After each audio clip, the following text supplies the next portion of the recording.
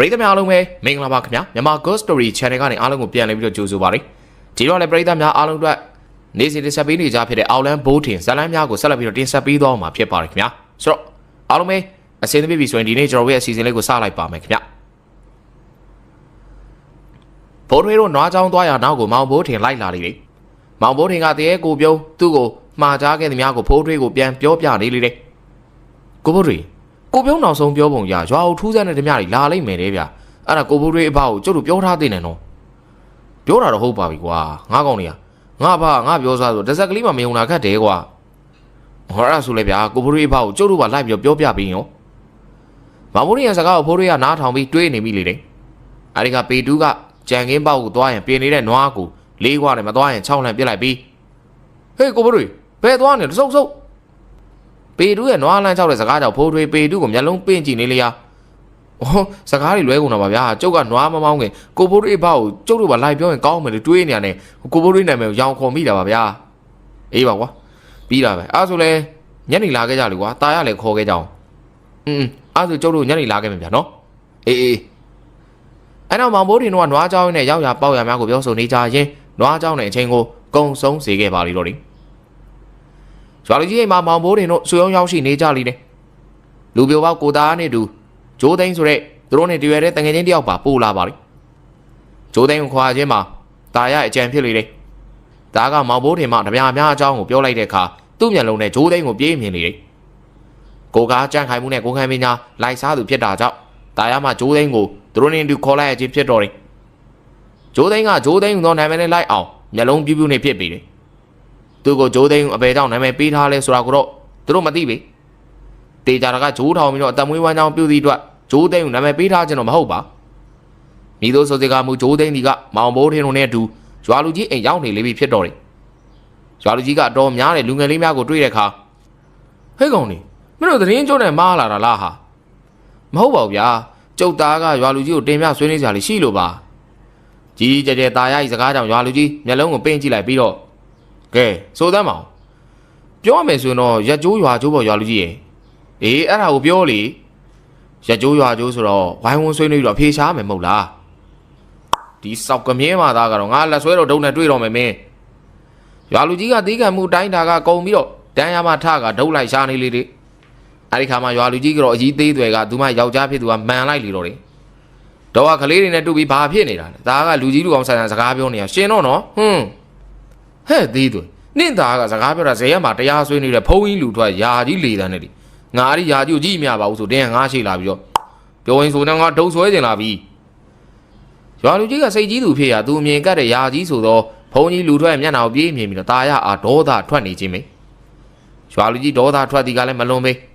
နေပူပူရွာထိတ်အကျိတ်ကောင်းတဲ့ဇေယျ၌ရွာလူကြီးပါဝင်တခြားသူများတရားကြောင်ဆွေးနွေးနေကြတဲ့ချိန်မှာယာကြီးကရောက်လာလေ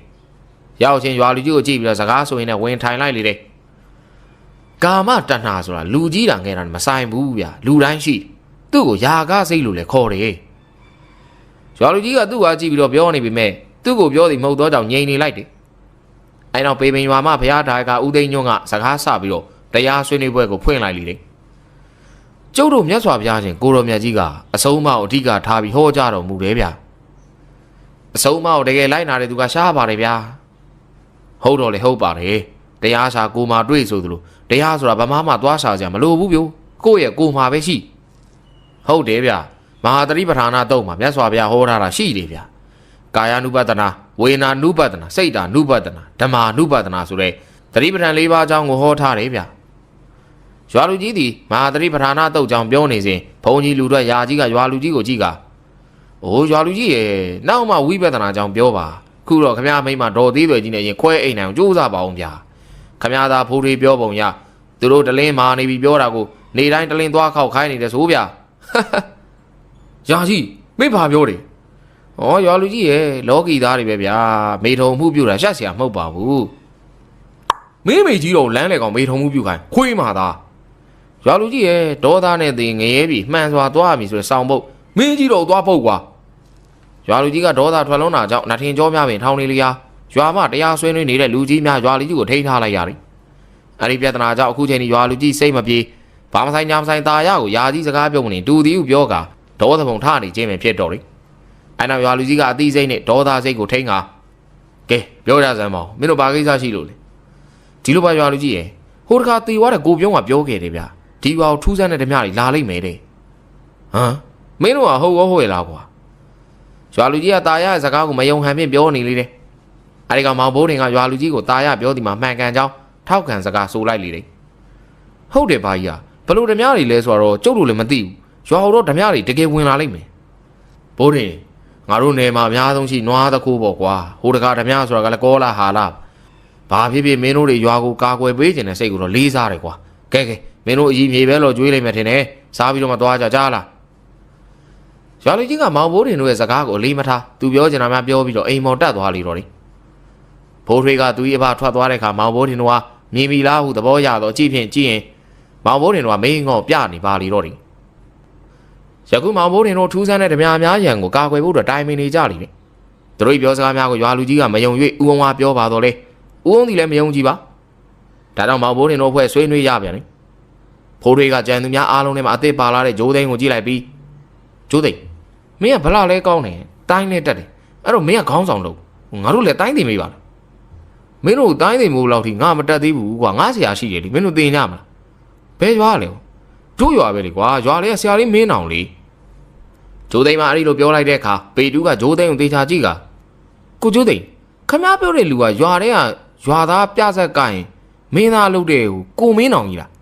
အေးလေကွာ तू ကငါဆရာလေးဟာဟုတ်မှလဲတော့ကိုဂျိုးသိန်းရင်ပြီးခဲ့တဲ့နေ့ဖျားပွဲတော့ကိုမင်းအောင်ရိုက်ခံလိုက်တာပြဆက်တော့မကနိုင်ဘူးပြောတယ်နော်ဟောပေတူးရဲ့နတ်သိုးမှန်ဂျိုးချက်တော့ဘယ်ကင်းမလဲဒီမှကြီးဘာကြီးလေဗျကြည့်ဆိုကြည့်လိုက်စမ်းပါဂျိုးသိန်းကသူ့ဦးကောင်းမှသပိန်ကိုဖျဲပြီးတော့ပေတူးပါဝင်အားလုံးကိုပြလိုက်လေတယ်အဲ့ဒီကကြံသူများမှတယောက်တည်းကြည့်လိုက်ကြပြီးမာယူကြီးလေဗျအေးအဲ့ဒါပြောတာဗောကွာနတ်သိုးမှန်ဂျိုးချက်မကင်းဘူးဆိုတာဟာဘလို့ဖြစ်တာလဲဗျကျုပ်တို့လည်းမသိလိုက်ပါလား၄ယောက်တယောက်ချတယ်ဆိုပါတော့ကွာငါတယောက်တည်းလေတယောက်တည်းသမားဆိုတော့တော့ခံလိုက်ရတာဗောငါနဲ့ချတဲ့၄ယောက်ကအဲ့နေရာမှာမှောက်သွားဂျိုးသိန်းရဲ့စကားကြောင့်မောင်ဘိုးတင်တို့ဂျိုးသိန်းကိုအတော်လေးလေးစားအားကြနေကြပြီစင်စစ်ဂျိုးသိန်းခေါင်းမှာဒဏ်ရာကသူ့ဦးလေးနဲ့ထင်းသွားခုတ်ရင်ဦးလေးပြသူမှာတိုင်းတင်ထားသူနာမည်ကြီးနဲ့ဂျိုးသိန်းဟာနောက်မှတုံးနေချောင်းပြီးပညာဆန်းရိုက်ရဂျိုးသိန်းမေ့မျောပြီးတော့ခေါင်းကွဲသွားခြင်းဖြစ်တော့တယ်အဲ့ဒီအချင်းဟာကိုရွာထဲကိုပြန်သွားကရှက်စရာဖြစ်မှာစိုးတာကြောင့်ဦးလေးပြသူနဲ့ညှိကလူ၄ယောက်နဲ့သူတယောက်တည်းချရင်လည်းရတယ်ဒဏ်ရာဟုသာလိန်ညာနေခြင်းဖြစ်ပါလေတော့တယ်ဒီလိုနဲ့ဂျိုးသိန်းရဲ့ဦးဆောင်မှုနဲ့ဖိုးထွေးနဲ့ตาရအဲ့ဒီနောက်မောင်ဘိုးထင်ตาအေးပေတူးတို့ရွာထဲမှာမင်းအောင်တို့အိမ်ကိုရောက်လာကြလေတယ်မင်းအောင်ရဲ့မိခင်ဖြစ်သူဒေါ်ပြိုကြီးကမောင်ဘိုးထင်တို့ဖွဲအားသူရဲ့အိမ်ရှိတန်းရမှာထိုင်စီပြီးစကားဆိုနေလေတယ်ဟဲ့ကလေးတွေနင်တို့အုပ်စစ်လိုက်ကြီးငါ့ရေဘာလာလောက်ကြတာတော့ဒီလိုမှကြီးလေးပြိုဟိုဒီကရွာလူကြီးသားဖိုးထွေးတို့ကဆရာမင်းအောင်စီမှာတပည့်ခံမလို့ပါဩနင်တို့ကကိုခံပညာသင်ကြမှာလားဟဲ့အကြီးပြောဖိုးထွေးအားကြီးကစကားဆိုလေရဖိုးထွေးကဟုတ်တယ်ကြီးလေးကျုပ်တို့ကဆရာမင်းအောင်စီမှာကိုခံပညာသင်ပါဗျအေးနင်တို့ကကိုခံပညာသင်မှာဆိုတော့စိတ်ချတက်မှာပါကြီးဟုတ်ပါတယ်ကြီးရဲ့ကျွန်တော်တို့ကစူးစမ်းသိမှာဆိုတော့အတက်မြန်မှာပါငါပြောတာကိုခံပညာဆိုတက်မယ်လို့ပြောတာနော်သူများကိုချားတဲ့ပညာဆိုတော့နင်တို့တခြားလူစီသွားတင်နေကြီးအကြီးပြိုကြီးစကားကြောင့်ဖိုးထွေးတို့လည်းမင်းတော်ကလေးစားသွားကြတယ်အတော်ကိုစီကန်းရှိပြီးကိုခံပညာကိုတန်ဖိုးထားသည်သူလည်းတွေးလိုက်မိကြတယ်ကိုတတ်ထားသောပညာဖြင့်သူတစ်ပါးပေါ်နိုင်ကျင်ပြီးတော့သူများကိုချမိအလုပ်ဆိုမသိပေးဘူးဟုအကြီးလေးပြောကလိုတိုရှင်းဆိုလိုက်သည်မဟုတ်ပါလား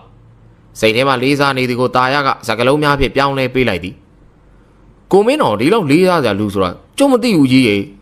ဟဲ့ဘာတွေလေးစားနေတာတော့အကြီးပြောတယ်လေကိုခံပညာဆိုကျုပ်တို့တန့်အောင်သင်ပေးမယ်ဆိုသူများဟောနိုင်ခြင်းတဲ့ပညာဆိုတခြားသူစီသင်ခိုင်းတာမဟုတ်ဘူးလားဟဲ့ကောင်လေးတွေနေတို့စရာတင်မဲ့ငါသားမင်းတော်ရွာပြဆက်ထဲမှာပဲသူများတွေကိုနိုင်အောင်ချနိုင်တာအပြင်မှာဆိုသူကြီးခံရတာအဲ့ဒါကြောင့်နေတို့ပဲခံရမယ်ကိုခံရမယ်ပညာဆိုရင်ငါသားသင်ပေးတက်မှာသေးကြတယ်လို့ပြောတာသူများကိုချတဲ့ပညာဆိုရင်တော့ငါသားမင်းတော်ကမသင်တတ်တော့ဘူးဟဲ့ဗျာမောင်ဘိုးနေတို့ဆရာတင်မိမင်းတော်ကြီးမာတာမိခင်ကြီးစကားကြောင့်သူတို့အားလုံးမယုံကြည်ဖြစ်နေစဉ်မင်းတော်ကြီးတပည့်ကြီးဂျိုးသိမ်းမှသူတို့အားကြည့်ကစိတ်ဓာတ်မကြစေဖို့အတွက်စကားဆိုလိုက်လေတဲ့မင်းတို့တွေကြီးစကားကြောင့်ဘာမှမဝေဝါးကြနဲ့နတိုးမှန်ဂျိုးချက်တော့ဘေးကင်းမလဲကွာဒီမှာကြည့်ဂျိုးသိန်းကသူ့ဦးကောင်းမှဒဏ်ရာပြမိပြုတ်ရမောင်ဘိုးတင်တို့အားလုံးကလက်ကပြပြီးမကြည့်ကျင်တော့ဘူးဆိုကညင်းလိုက်ရပါလေတော့တယ်ဖိုးထွေးနဲ့ตาရတို့နားချမှုဖြင့်မောင်ဘိုးတင်တို့မင်းအောင်စီမှာတိုင်းပညာသင်ပြကြလေတယ်မင်းအောင်ကသူ့တင်ထောက်ကူပစ္စည်းများဖြစ်ကြတယ်လွှစာမုတ်ထည့်ထားတဲ့စပားနှစ်တင်းဝင်အိတ်ကို အိမ်ရှိတရက်ပင်ကိုင်းမှာကျိုးနေချပြီးတွဲလောင်းချထားလိမ့်တယ်။အဲဒီနောက်ဝလုံးနဲ့ပြုတ်လောက်ထားတဲ့ဒိုက်စင်နဲ့တန်ကွင်းကိုပစိုးစားရက်ပတ်ထားကတရက်ပင်အကိုင်းကြီးမှာခြီထားတဲ့ဘားကွင်းလိုဖြစ်ကြလိမ့်တယ်။အဲဒီနောက်မင်းအောင်ကမောင်ဘိုးတင်တို့ကတန်းစီခိုင်းကဩဝါဒမိတ်ချွေနေလိမ့်တယ်။သူဤဘေးမှာတော့ဂျိုးသိန်းကလက်ထောင်နှီးပြဖြစ်တောင်းဝင်ယူလေတယ်။ကဲမင်းတို့ကဒီနေ့ကစပြီးတော့ငါတပည့်တွေဖြစ်ပြီဟုတ်ငါမင်းတို့ငါတတ်ထားတဲ့ပညာတွေဆရာသားမချန်အကုန်သင်ပေးမယ်ကြိုးစားသင်ကြပါဟုတ်ကဲ့ဆရာမင်းအောင်ကျုပ်တခုပြောချင်ပါတယ်တာအေးကမန်ပါပါနဲ့မင်းအောင်ကပြောလေရပြောတာအေးကျုပ်တို့ကိုဆရာမင်းအောင်နဲ့ကိုကျိုးသိန်းဝတ်ထားတဲ့ဘောင်းမီတွေပေးလို့ရမလားဟာအဲ့ဒါတော့မဖြစ်ဘူးဟာငါမှလေဒီထဲရှိတာတပည့်တွေဝယ်ပေးပါလားဆရာမင်းအောင်မင်းမေကြီးတော့တိုင်းပညာလက်ကားနဲ့သင်ပေးရသေးတယ်ဘောင်းမီလည်းဝယ်ပေးရအောင်တော်တော်တရားတဲ့တပည့်တွေဟမ်ငါတော့အမေကိုမနေပြောပြီးဒီဘောင်းကြီးဝယ်ထားတာကွာကြောင်ကြိုက်တာမှမြဲတဲ့ကောင်တွေပစိုးချတာကွာဘောင်းကြီးတော့မပေးနိုင်ဘူးမင်းအောင်ကြီးအပြတ်ပြောလိုက်တဲ့စကားကြောင့်ตาအေးအထွတ်မတက်ရဲတော့ပြီအဲနောက်မင်းအောင်မှစကားဆက်လေတယ်ကဲပထမဆုံးကီးထိုင်ရမယ်ဘာလို့ပြောတယ်လဲဆရာမင်းအောင်ဂျိုးသိန်းကီးထိုင်ပြီးပြလိုက်စမ်းကွာဂျိုးသိန်းကမောင်မိုးနေတို့တယောက်ချင်းစီတိုင်းကိုကီးထိုင်ပြီးပြလိုက်လေတယ်လက်သီးနှစ်ဖက်ကိုခါမှတစ်ဖက်တစ်ချက်စီကတ်ထားရပြီးမောင်ဘိုးတွေတော့ကီးထိုင်နေကြတယ်အဲဒီလိုပုံမကြပန်းမကြကီးထိုင်နေစမှာမင်းအောင်ရဲ့အမေဖြစ်သူအကြီးပြိုဟာမင်းအောင်ကိုစကားလှမ်းဆိုနေလေတယ်မင်းအောင်နေနွားစာချင်းနဲ့နွားစာဖြေးလိုက်အောင်မနွားတွေတမော့မော့နေဟဲ့ဟုတ်ပြီကျုပ်ဖြေးလိုက်ပါမယ်မင်းအောင်ကသူ့မိအားပြန်ဖြေးလိုက်ပြီးကီးထိုင်နေကြတဲ့မောင်ဘိုးထင်တို့ဘက်ကိုလက်နှစ်ဖက်နောက်ပြက်ကဟိုလျှောက်ဒီလျှောက်လုံရင်းနဲ့ကြည့်လိုက်ပြီးကီးထိုင်နေဆိုတော့အခြေခံအောင်လေးကျင်တဲ့သဘောပဲကွာတပည့်တို့ဟဲ့မင်းအောင်ငါပြောတာမလုပ်သေးဘူးလားရောင်းမမြန်နေစီလွတ်လိုက်မလားဟဲ့ဟမ်ဟုတ်ကဲ့ပါဗျာလုံးပါမယ်မင်းအောင်ကကီးထိုင်နေကြတဲ့မောင်ဘိုးထင်တို့ကိုဂျိုးသိန်းနေလွှဲပေးကနွားစာစင်းကိုခက်မြန်ထွက်သွားခဲ့ပါလိမ့်တော့ဒီကျွန်တော်တို့ကလည်းတောင်းနေတာပဲခုချိန်မီးလောင်ရင်တော့ကျုပ်တော့မပြေးနိုင်လို့မီးထဲပါမှာပဲ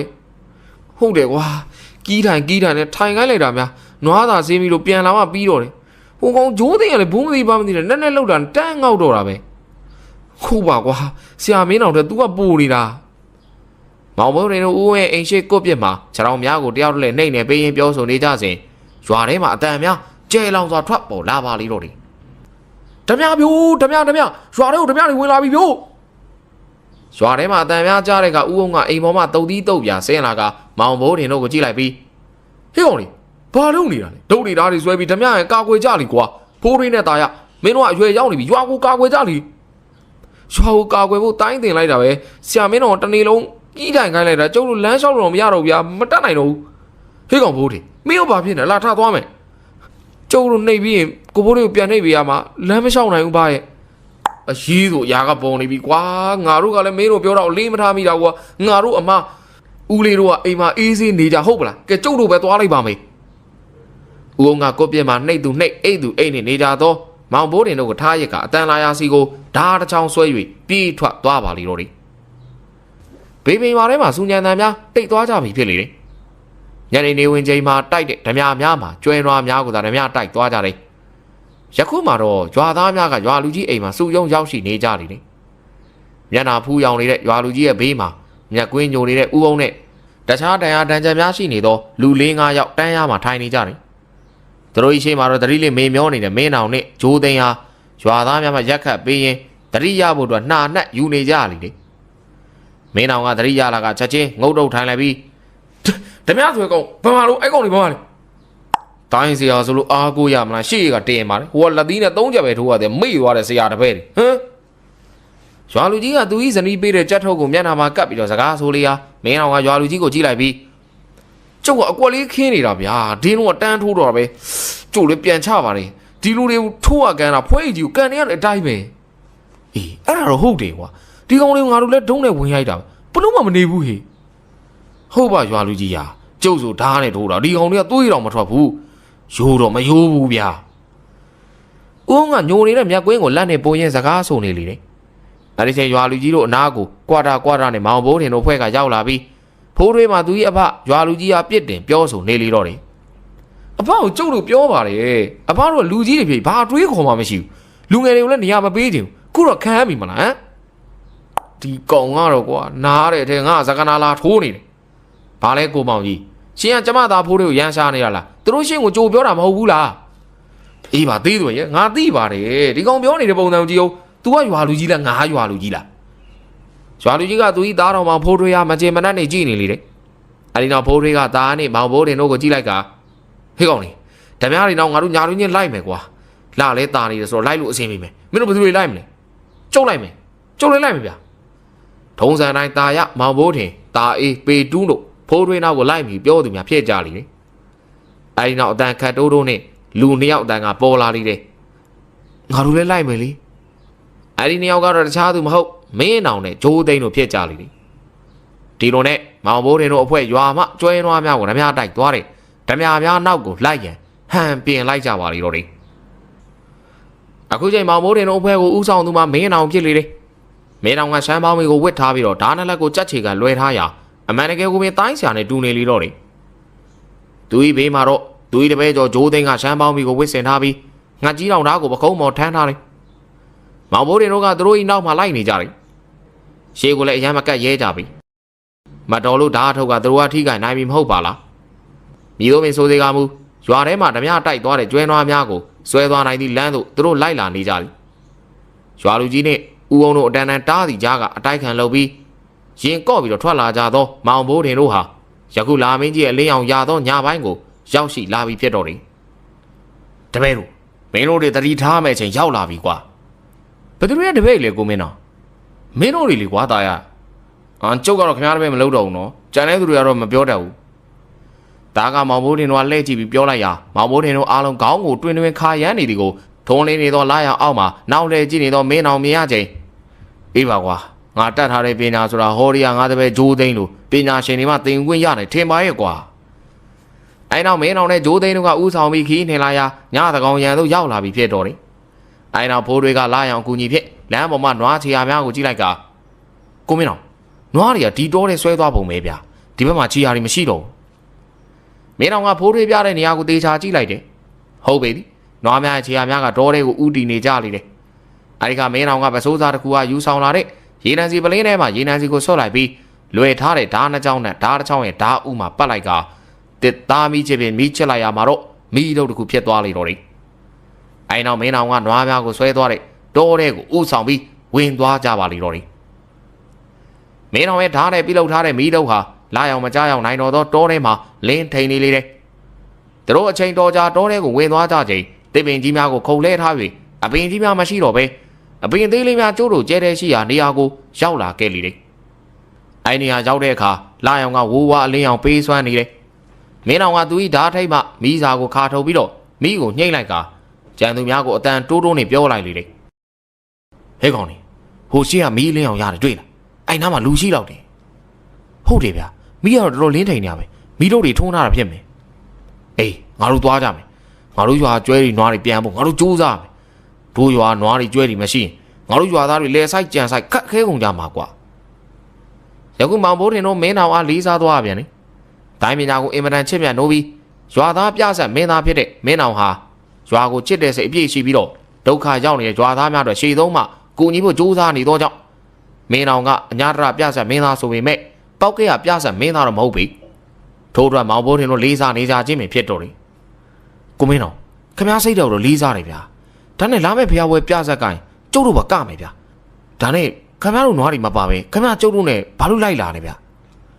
ဖိုးရရဲ့စကားကိုမင်းအောင်ကတစ်ချက်ပြုံးလိုက်ကငါးရွာသားတွေကအခုဓမြတိုက်ခံလိုက်ရတဲ့ကျွဲလေးတွေနွားလေးတွေနဲ့စားဝတ်နေကျိုးပန်းနေရတာလေကွာ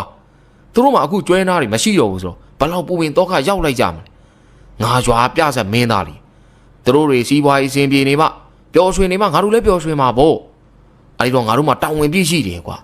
ရွာသားတွေရဲ့နွားတွေမရရင်ရွာသားတွေပြောမှာမဟုတ်ဘူးစိတ်ညစ်နေကြမှာအဲ့ဒီလိုစိတ်ညစ်စိတ်ဆင်းရဲနေတဲ့အချိန်မှာငါမျက်နှာပြောင်တိုက်ပြီးပြဆက်ကလို့ဖြစ်မလားကွာငါလည်းမကပဲမနေနိုင်ဆိုတော့ရွာသားတွေပျော်ဖို့နွားတွေကျွဲတွေပြန်ရမှာဖြစ်မှာပေါ့အဲ့ဒါမှလည်းနောက်လာဖျားပွဲငါပျော်ပျော်ရွှင်ရွှင်နဲ့ပြဆက်ကနိုင်မှာလေကွာကိုမင်းတော်ကျုပ်လေးပြဆက်မင်းသားဖြစ်ချင်လိုက်တာဗျာဘိုးတင်မင်းတို့ကစိုင်းသမားတွေလေကွာစိုင်းသမားသာဖြစ်တာပါဗျာရွာပြဆက်တစ်ခါမှလည်းမတီးရပါဘူးအေးအဲ့ဒါဆိုငါတို့ရွာကကျွဲတွေနွားတွေပြန်ရရင်ငါမင်းတို့ပြဆက်ကဖို့ဥလူလေးကိုပြောပြီးမယ်ကွာမောင်ဘိုးတင်တို့ကမင်းအောင်စကားကိုကြားတဲ့အခါဝမ်းသာသွားကြပြီးစကားတိုးတိုးပြောရင်းနဲ့လမ်းလျှောက်လာရာမိများထိန်နေအောင်ထုံးထားတဲ့နေရာနီးကို ရောက်ရှိလာကြပါလိမ့်တော့တယ်လေးပင်သုံးပင်အခန်းပွင့်အတော်ကျဲကျဲစောက်ထားတဲ့တဲကြီးတစ်လုံးဖြစ်လေတယ်အဲ့ဒီတဲဝင်းကျင်မှာတော့ကငင်စီမိတိုင်များအတော်များထုံးကြည့်ထားရာတဲဝင်းကျင်တစ်ခုလုံးထိန်လင်းနေလေတယ်အဲ့ဒီမီးအောင်များရဲ့အလင်းအောင်ကြောင့်တဲတဲနဲ့တဲဝင်းကျင်ကိုရှင်းလင်းစွာမြင်နေရတယ်တဲထဲမှာတော့လူသေးများပမာခြေဆန်းလက်ဆန်းနဲ့အိတ်နေသောလူ10ယောက်ရှိလေတယ်တဲရှိတန်းရမှာပရိကြီးများကိုလဲမှာဆွဲထားကတောင်မွေးတယောက်တစ်ချောင်းစီကင်ထားကြတဲ့အောက်လန်း2ယောက်တစ်စုံတစ်ခုကိုမျှော်နေကြလေတယ်တဲဝင်းကျင်မှာတော့ဘေးပင်ရွာမှာဓမြတိုက်လာတဲ့ကျွဲနွားများကိုငုတ်ဆိုင်ပြီးချီထားလေတယ်အဲ့ဒီမြင်ကွင်းကိုအဲ့ဒီတဲကြီးနဲ့မလန့်မကန်အမောင်ရိပ်ထဲမှာရှိနေတဲ့မင်းအောင်ဦးဆောင်တဲ့မောင်ဘိုးထင်တို့ဟာအပင်များနောက်ွယ်မှာချောင်းကြည့်နေကြခြင်းဖြစ်တော်တယ်တဲပြင်တန်းရမှာထိုင်နေတဲ့အောက်လန်းကြီးကစိတ်မရှိရတဲ့သူနဲ့အတူရှိတဲ့အောက်လန်းကြီးကိုပြစ်တင်ပြောဆိုနေလေလေမင်းကနွားဝယ်မယ်သူတွေကမလာသေးဘူးလားမိုးမလင်းကဒီနွားတွေကိုဒီနယ်ထဲကအပီးထုတ်ရမှာတကောင်ကျော်လောက်လာခဲ့ပါလို့ငါလည်းပြောတာပဲဘာမှန်ရအခုမလာသေးတာကတော့ငါလည်းမတတ်နိုင်ဘူးအဲ့ဒီလူကြီးနှစ်ယောက်ရဲ့ပြောစကားများကြားတဲ့အခါမောင်ဘိုးထင်တို့အတော်ကိုစိတ်တူနေကြတယ်မောင်ဘိုးထင်ကတဲထဲမှာလူတွေများပမာအိတ်နေကြတဲ့လူများကိုကြည့်လိုက်ပြီးကိုမင်းအောင်တဲထဲကလူတွေကြည့်ရတာတမျိုးပဲဗျာအေးဟုတ်တယ်ကွာဟိုးစုံဆုံးကလူဆိုရင်ငါတို့ဓာတ်နဲ့ဝိုင်းခုတ်ထားတာဘလို့မှမနေဘူးကျုပ်ထင်တော့ဖုတ်သွင်းထားတာများဖြစ်နေမလားမသိပါဘူးကွာကဲနွားဝင်မဲ့သူတွေလာရင်သူတို့အင်အားပိုကောင်းသွားလိမ့်မယ်ဝင်ချကြအောင်ကွာတင်ရင်တင်မတင်ရင်လည်းမသိဘူးလို့မှတ်ရတာပေါ့မင်းအောင်နဲ့ဂျိုးသိန်းတို့ကရှေ့သုံးမှနေပြီဗရီးများလဲပင်းဆွဲထားတဲ့အောက်လန်းကြီးနှစ်ယောက်စီပြေးဝင်လိုက်ကြလေတယ်အိုင်တော့မောင်ဘိုးထင်တို့ကလည်းလေးကွာများထုတ်ကပြစ်ကြလေတော့တယ်ဖိုးတွေနဲ့သားတို့ကလည်းယူလာတဲ့ဓာတ်များဖြစ်မင်းအောင်ရဲ့နောက်ကိုပြေးလိုက်သွားနေတယ်သူတို့အနားရောက်လာတဲ့ခါအောက်လန်းကြီးနှစ်ယောက်အားဓာတ်အပြင်ခုတ်ရန်ရွယ်လိုက်စင်မှာအောက်လန်းတစ်ယောက်မှတောင်မွေးကိုမြေပင်းနဲ့စောင့်လိုက်ရာအနာကပ်လာတဲ့သူတို့နောက်ကိုလွင့်စင်ကုန်ကြလေတယ်ထိုးနောက်ဘာမှန်အမိရတဲ့အောက်လန်းကမောင်ဘိုးထင်တို့ပြစ်လိုက်တဲ့လောက်စလုံးများကိုပါဇက်နဲ့မှုတ်လိုက်ရာလောက်စလုံးများအလေးပေါ်မှာရက်တန့်နေကြတယ်အဲနောက်ဘာမှန်ကတောင်မွေးကိုနောက်တစ်ချက်မြေပင်ကိုစောင့်လိုက်ပြီးကဲငါကောင်တွေဒီကောင်တွေကိုဖမ်းပြီးမင်းတို့စားလိုက်ကြတော့ဟေးအဲ့ဒီအောင်လန်းဆရာကြီးရဲ့စကားဆုံးတာနဲ့တဲတဲမှာလူသေးပမာအိတ်နေတဲ့လူ10ယောက်ဟာချက်ချင်းထလာကြပြီးမောင်ဘိုးတင်တို့အနားကိုတဖြည်းဖြည်းနဲ့တိုးလာနေကြတယ်အဲ့ဒီနောက်တရွေ့ရွေ့သွားနေတဲ့ဖုတ်ကောင်တွေဟာရုတ်တရက်လင်းမြန်လာကြပြီးတော့မောင်ဘိုးတင်တို့ကအနောက်မှာလဲပင်ကိုညစ်ပြီးတိုင်ဖတ်ထားလိုက်ကြတော့တယ်မောင်ဘိုးတင်တို့ကမြည်သူသောတိုက်ခိုက်မှုမှမစွမ်းနိုင်တော့ကအချင်းချင်းကြည့်လိုက်ကြပြီးမောင်ဘိုးတင်မှကျုပ်တရားမှမကြောက်ဘူးကျုပ်စိတ်မကောင်းတာတခုတော့ရှိတယ်ကျုပ်ချစ်တဲ့ရွာသားတွေရဲ့ခိုင်းကျွဲခိုင်းနွားတွေကိုရအောင်မလုပ်ပေးနိုင်ခဲ့ဘူးဗျာကဲကိုဘိုးတွေကိုသားရပြီးတော့ပေတူးနဲ့တာကြီးကိုမင်းအောင်နဲ့ဂျိုးသိန်းအားလုံးကျုပ်နှုတ်ဆက်ခဲ့တယ်ဗျာဘိုးတင်မင်းဘာလို့နှုတ်ဆက်နေရမင်းတယောက်လည်းသေမှာမဟုတ်ဘူးငါတို့လည်းသေမှာဟာကြောင်တောင်တောင်နဲ့မောင်ဘိုးတင်ရဲ့စကားကိုဖိုးကောင်ကြီးချုပ်ထားတဲ့ကြားမှာခက်ခက်ခဲခဲစကားပြန်ဆိုသူမှာတာရဖြစ်တော်တယ်အဲ့ဒီနောက်အောက်လန်းကြီးနှစ်ယောက်ဟာမောင်ဘိုးတင်တို့ဟာချုပ်ထားတဲ့ဖုံများကိုကြည့်လိုက်ပြီးကဲမင်းတို့သွေးဖောက်တော့လို့ကတောက်နိုင်ပြီအသားစားလို့ကလည်းစားနိုင်ပြီဟေ့အောင်လန်းကြီးရဲ့စကားဆုံးတာနဲ့မောင်ဘိုးထင်တို့ကိုချုပ်ထားတဲ့ဖုတ်တွေဟာပါဇံများဟလာသလိုမြည်သူကိုမှမချုပ်ထားတဲ့ဖုတ်၃ကောင်ဟာလည်းလူကောင်ကြီးတဲ့မင်းအောင်နဲ့ตาရအဲဒီနောက်ဖိုးထွေးတို့စီကိုသွားနေချိန်မှာအစိမ့်အောင်အလင်းသားတစ်ခုသူတို့ဘက်ကိုထိုးထွက်လာပြီးဖုတ်ကောင်ကြီးများနောက်ကိုလွင့်စင်ကငြိမ်သက်သွားကြပါတော့တယ်အလင်းစတင်ထွက်ပေါ်လာရာကိုမောင်ဘိုးထင်တို့ကြည့်လိုက်တဲ့အခါမှာတော့ဦးအောင်ကမြက်ကွင်းညိုကြီးနဲ့မိုးကြိုးဆက်တောင်မွေးကိုကင်ထားသလိုဖူရောင်နေတဲ့ရွာလူကြီးနဲ့ရွာထဲမှာလူရွယ်များတုံများမိတုံများကင်ဆောင်လာပြီးအောက်လန်းကြီးနှစ်ယောက်ကိုကြည့်နေကြလေတော့တယ်ဦးအောင်ကဖုတ်ကောင်များချုပ်ထားရမှာလွတ်သွားတဲ့မောင်ဘိုးထင်တို့ဟာလက်ရက်ခေါ်လိုက်ကသူ၏အနောက်မှာနေစေပြီးအောင်လန်းကြီးကလိုက်ပြီးစကားဆိုလိုက်ပါတော့တယ်ငါတို့အောင်လန်းတွေတိတ်ခါကြောင်မင်းတို့ကအလောင်းကောင်တွေကိုဖုတ်သွင်းပြီးကျွဲနွားတွေကိုဓမြတိုက်ခိုင်းရတယ်လို့ကွာမင်းတို့ရွာမှာတန်မိုးရှိတာဆိုလို့ကျွဲနွားပဲရှိတာမဟုတ်လားပြီးတော့မင်းနေတဲ့ရွာကလူတွေဒုက္ခရောက်စေကျွန်တော်လှုပ်တာသိပြီလားမင်းကငါနာမည်တော်မှာသိနေမှာပဲငါတို့လည်းပြန်ရမှာအချိန်မရှိတော့ဘူးဆိုတော့မိုးကြိုးစားတောင်မွေးစွမ်းကိုခံကြည့်အောင်ပြီတော့ကဲမင်းတို့မိုက်ပြမင်းတို့ခံစမ်းကွာဦးအောင်ကမိုးကြိုးစားတောင်မွေးကိုမြောက်လိုက်ပြီးအဝေးမှာအောက်လန်းနူးကိုရိုက်လိုက်ရာလျှက်စီးလက်တီလာတောင်မွေးမှာလျှက်စီးလင်းတိုင်းမှာထွက်ပေါ်လာပြီးတော့အောက်လန်းနှုတ်ကိုလျှက်စီးတိုင်းမှာရစ်ပတ်နေလျာအောက်လန်းကြီးနှစ်ယောက်ငဲတန်းပါအောင်အော်ဟစ်နေကြလေတဲ့အဲဒီနောက်လျှက်စီးတိုင်းမှာတဖြည်းဖြည်းပျောက်ကွယ်သွားချိန်မှာအောက်လန်းကြီးနှူးစီမှာယူကြောင်ကြောင်စကားတံများထွက်ပေါ်လာလေတဲ့ဟိုကျွဲကြီးကဘသူကျွဲဘာမှန်ကျွဲဟိဘာမှန်ကျွဲငါနွားကြီးကဘသူနွားငထွားနွားဟိငထွားနွား ငါနွားပြန်ပေးငါနွားတွေပြန်ပေးအောင်လန်းကြီးများဟာမြေပြင်မှာလူးလိမ့်ပြီးတော့တွတ်ခါအောင်ယူသွားကြပါလိမ့်တော့ပြီအဲဒီနောက်ရွာလူကြီးကလူငယ်များကိုရွာမကျွဲများနွားများကိုဆွဲခိုင်းလိုက်ပြီးမောင်ဘိုးတွေတို့နားကိုသွားကမင်းတို့တကယ်ကောင်းတွေကွာသေမှာမကြောက်ကြဘူးလားဦးအောင်နဲ့ငါတို့အချိန်မီလိုက်လာလို့ပေါ့အဖိုင်ကျုပ်တို့တည်တာတဲ့ရွာလူတွေခိုင်းကျွဲခိုင်းနွားမရှိမှာပူကြောက်တာဗျအေးပါကွာမင်းကတကယ်လူတော်ပါငါသားရအဲ့ဒါကြောင့်မင်းကိုအလိုလိုက်ထားတာဘောကွာအဖအဲ့ဒါဆိုရင်ကျုပ်တို့အဖွဲ့ကိုကိုမင်းတော်နောက်လာပြဆက်ကရင်ထည့်ပေးဗျာကျုပ်တို့ပြဆက်ကကျင်နေဗျမင်းတို့ကဆိုင်မတီးတော့ပြန်ဘူးလားကိုမင်းတော်ယူလေးစားလို့ပါဗျာကျုပ်ကသူ့ကိုငပိုးကြီးလို့ထင်ထားတာအခုမှကိုမင်းတော်ရွာသားတွေအတွက်ဆိုရှည်ဆုံးအသက်ပေးဝင်နေဆိုတာကျုပ်တို့သိလိုက်ပြီဖိုးတွေစကားကြားတဲ့အခါမင်းတော်ကသူဤမေးစီမှာခက်ကျဲတဲ့မုတ်စိတ်မွေးတွေကိုတတ်ရင်ငါတယောက်ထဲကြီးမပြောပါနဲ့ကွာငါရဲ့တဝီတော်တပည့်ဂျိုးသိန်းလဲပါသေးတယ်ကွာဟုတ်ပါတယ်ဗျာအကုန်လုံးပါပါတယ်ကဲအဖရဲ့ကျုပ်တို့ပြန်ကြစို့ဗျာပြဆက်ပြင်အောင်ကိုမင်းတော်စီမှာတင်းကျင်နေပြီဗျဒီလိုနဲ့မောင်ဘိုးတင်တို့ဟာပေပင်ရွာသားများနဲ့တူနွားများကိုဆွဲပြီးပေပင်ရွာကိုပြန်ခဲ့ကြပါလိမ့်တော့တယ်နေ့စဉ်တင်ဆက်ပေးနေကြဖြစ်တဲ့အောင်လန်းဘိုးတင်ဇလန်းများကိုဆက်လက်ပြီးတော့တင်ဆက်ပေးသွားမှာဖြစ်ပါတယ်ခင်ဗျာဆိုတော့အားလုံးပဲအစင်းသပြေပြီဆိုရင်ဒီနေ့ကျွန်တော်ရဲ့အစီအစဉ်လေးကိုစလိုက်ပါမယ်ခင်ဗျာမိုးလေကင်းလို့တဲ့သတင်းကြိုအခါကိုရောက်လာပြီဖြစ်တော့တယ်ယခုမောင်ဘိုးတင်တို့ပေပင်ရွာစာတင်ကျောင်းဝင်းမှာပြဆက်ကကြပြီဖြစ်လေတယ်ပြဆက်မင်းသမီးကိုဖြစ်နေမျိုးလေးမှာမင်းသမီးကိုငှားထားကြပြီးမင်းသမီးရဲ့နာမည်ပါတိမ့်သူလို့ဖြစ်ပါလေအခုတော့တိမ့်သူဟာရွာကိုမရောက်သေးပြီမောင်ဘိုးတင်တို့သည်ရွာမှကျွဲနွားများကိုတက်ဆွန်ဆန်များကူညီပေးကြတာကြောင့်ရွာသားများကကျေးဇူးတင်ကရွာထိပ်စာတင်ကျောင်းမှာကမိပြဆက်မှာပါဝင်ခွင့်ပြုထားကြလိမ့်တယ်အခုမောင်ဘိုးတင်တို့ကရွာထဲမှာပြဆက်ဇလန်းရင်းနေတဲ့ဦးတန်းမောင်အိမ်မှာရောက်ရှိနေကြလိမ့်တယ်ကဲဖိုးတွေမင်းကဒီပြဆက်မှာလူချမ်းဖြစ်နေရမယ်ဟောဘာကြီးတက်မော်လေမင်းသားအရန်လေးဖြစ်တော့ထားပါဗျာကျုပ်ရုပ်ခိုင်နဲ့လူချမ်းဘလို့လိုက်မှာလဲမင်းတကယ်မလုပ်ဘူးလားဒီဇလန်းမှာလူချမ်းပြဆက်မင်းသားတဲ့မင်းသမီးကိုပို့ဖက်ရမှာနော်ဟာအဲ့လိုလားအဲ့ဆိုတော့လုံးမယ်ဗျာလုံးမယ်ဖိုးတွေကပြုံးပြီးဖြစ်ပြီးတော့ဂျင်းနဲ့နေလျာตายရမှာဘိုက်တက်မောင်ဟာဒါတော့မတရားဘူးဗျာကျုပ်ကြတော့မင်းသားတငယ်ချင်းနဲ့မင်းသမီးကိုလက်လေးတောင်ကင်လို့မရဘူးကျုပ်ဖိုးတွေနဲ့နေရာလဲပြီဗျာตายရကဖိုးတွေရဲ့လူချမ်းနေရာကိုလူနေလေတယ်ဖိုးတွေမှာမကြေမနက်ဖြစ်ကသူ၏လူချမ်းနေရာအမပေးပဲဖြစ်နေပြီးစကားများနေကြလေတယ်ဦးတန်းမောင်ကစိတ်ညစ်ကခေါင်းကိုကုတ်လိုက်ပြီးမင်းတို့ကောင်လေးနဲ့တော့ခတ်ပါတယ်ကွာငါစိတ်ညစ်လာပြီငါပြသက်ရေးတဲ့လူမင်းတို့နဲ့လိုက်မယ်ထင်တဲ့နေရာကိုပေးတာမကျင်နဲ့မင်းတို့ဇက်တိုင်ရင်တင်မဲ့ကိုလူလေးကိုသွားပြောကြကြည်ကွာ तू က90လမ်းနဲ့ကိုက်မဲ့လို့ရွေးခိုင်းထားတာပြောမယ်ဗျာကျုပ်ကမကျင်ဘူးဖိုးတွေကြတော့မြို့ကမင်းသမီးကိုဖက်ရကိုင်းရမယ်ကျုပ်ကြောင့်ထိလို့တော့မရဘူးအေးပြောနော်ကိုလူလေးကငါ့လိုစိတ်ရှိတာမဟုတ်ဘူးမင်းတို့ရွာလူကြီးမျက်နှာရွာသားတွေထောက်ခံနေတယ်ထည့်ပေးထားတာ तू ကတိတ်ထဲကျင်တာမဟုတ်ဘူးနော်မင်းသာသွားပြောလို့ကိုလူလေးကမင်းတို့အားလုံးပြစကနေထုတ်ပြမှာမြင်အောင်သေးတယ်ဟိဦးတန်းမောင်ရဲ့စကားကြားတဲ့အခါမောင်ဘိုးတင်တို့ကตาရနောက်သွားကကိုသားရရဲ့မင်းသမီးကိုပြစတယ်မကန်ရလေအပြင်မှာလက်လေးကန်လို့ရအောင်ကျုပ်တို့လှုပ်ပေးပါမယ်ဗျာဘိုင်းလူလေးတော့သွားမပြောပါနဲ့တို့ကျုပ်တို့ကမပါဘူးအကုန်လုံးဖြစ်ကုန်မယ်နော်မဟုတ်ပါဘူးကွာငါဒါမတရားလို့ပြောတာငါလုံးဝမကျင်ဘူးခက်ပြီဗျာကျုပ်တို့မကရင်ဘယ်လိုလုပ်မလဲလို့မသိဘူးကွာမင်းသမီးကိုမဖတ်ရရင်တော့မကလည်းဘာမှမဖြစ်ဘူးမောင်ဘိုးတင်တို့ခေါင်းကုတ်လိုက်ကြကစိတ်ညစ်နေကြလေဒီပုံတိုင်းဆိုတို့ပြဆက်ကရဖို့ကမဖြစ်နိုင်ဒါကြောင့်မောင်ဘိုးတင်ကသဘောကောင်းတဲ့ဇလန်းရေးတဲ့ဦးတန်းမောင်နားကိုသွားပြီးဘိုက်သက်မောင်ကျုပ်တို့ကူညီပါအောင်ဗျာကိုသားရလှုပ်ပေါ်ကျုပ်တို့ပြသက်တယ်ထွက်ရမယ်ပုံဗျာဘိုက်ဇလန်းလေးကျုပ်တို့ပြောပြပါလားဟင်ဟေးကွာပြောပြမယ်ဒီဇလန်းမှာမင်းတော်မင်းသားကွာသူကသူရင်းကဘိုးတွေကတထေးသားလူချမ်းသူကမင်းတော်ရဲ့ကောင်မလေးကိုတစ်ဖက်သက်ကြိုက်ပြီးတော့အမြဲဆွဲလာရင်လာလုံနေတာပေါ့ကွာဒါကမင်းတော်ရဲ့တငယ်ချင်းသူကမင်းတော်အမြဲတမ်းကူညီပေးတဲ့ကောင်ကွာလူချမ်းဖိုးတွေရဲ့အဖေကညာကြီးအများကြီးကလည်းသူ့သားကိုမင်းသမီးနဲ့မရရအောင်ပေးစားတယ်ဆိုပါတော့ကွာဘိုက်နေပါဦ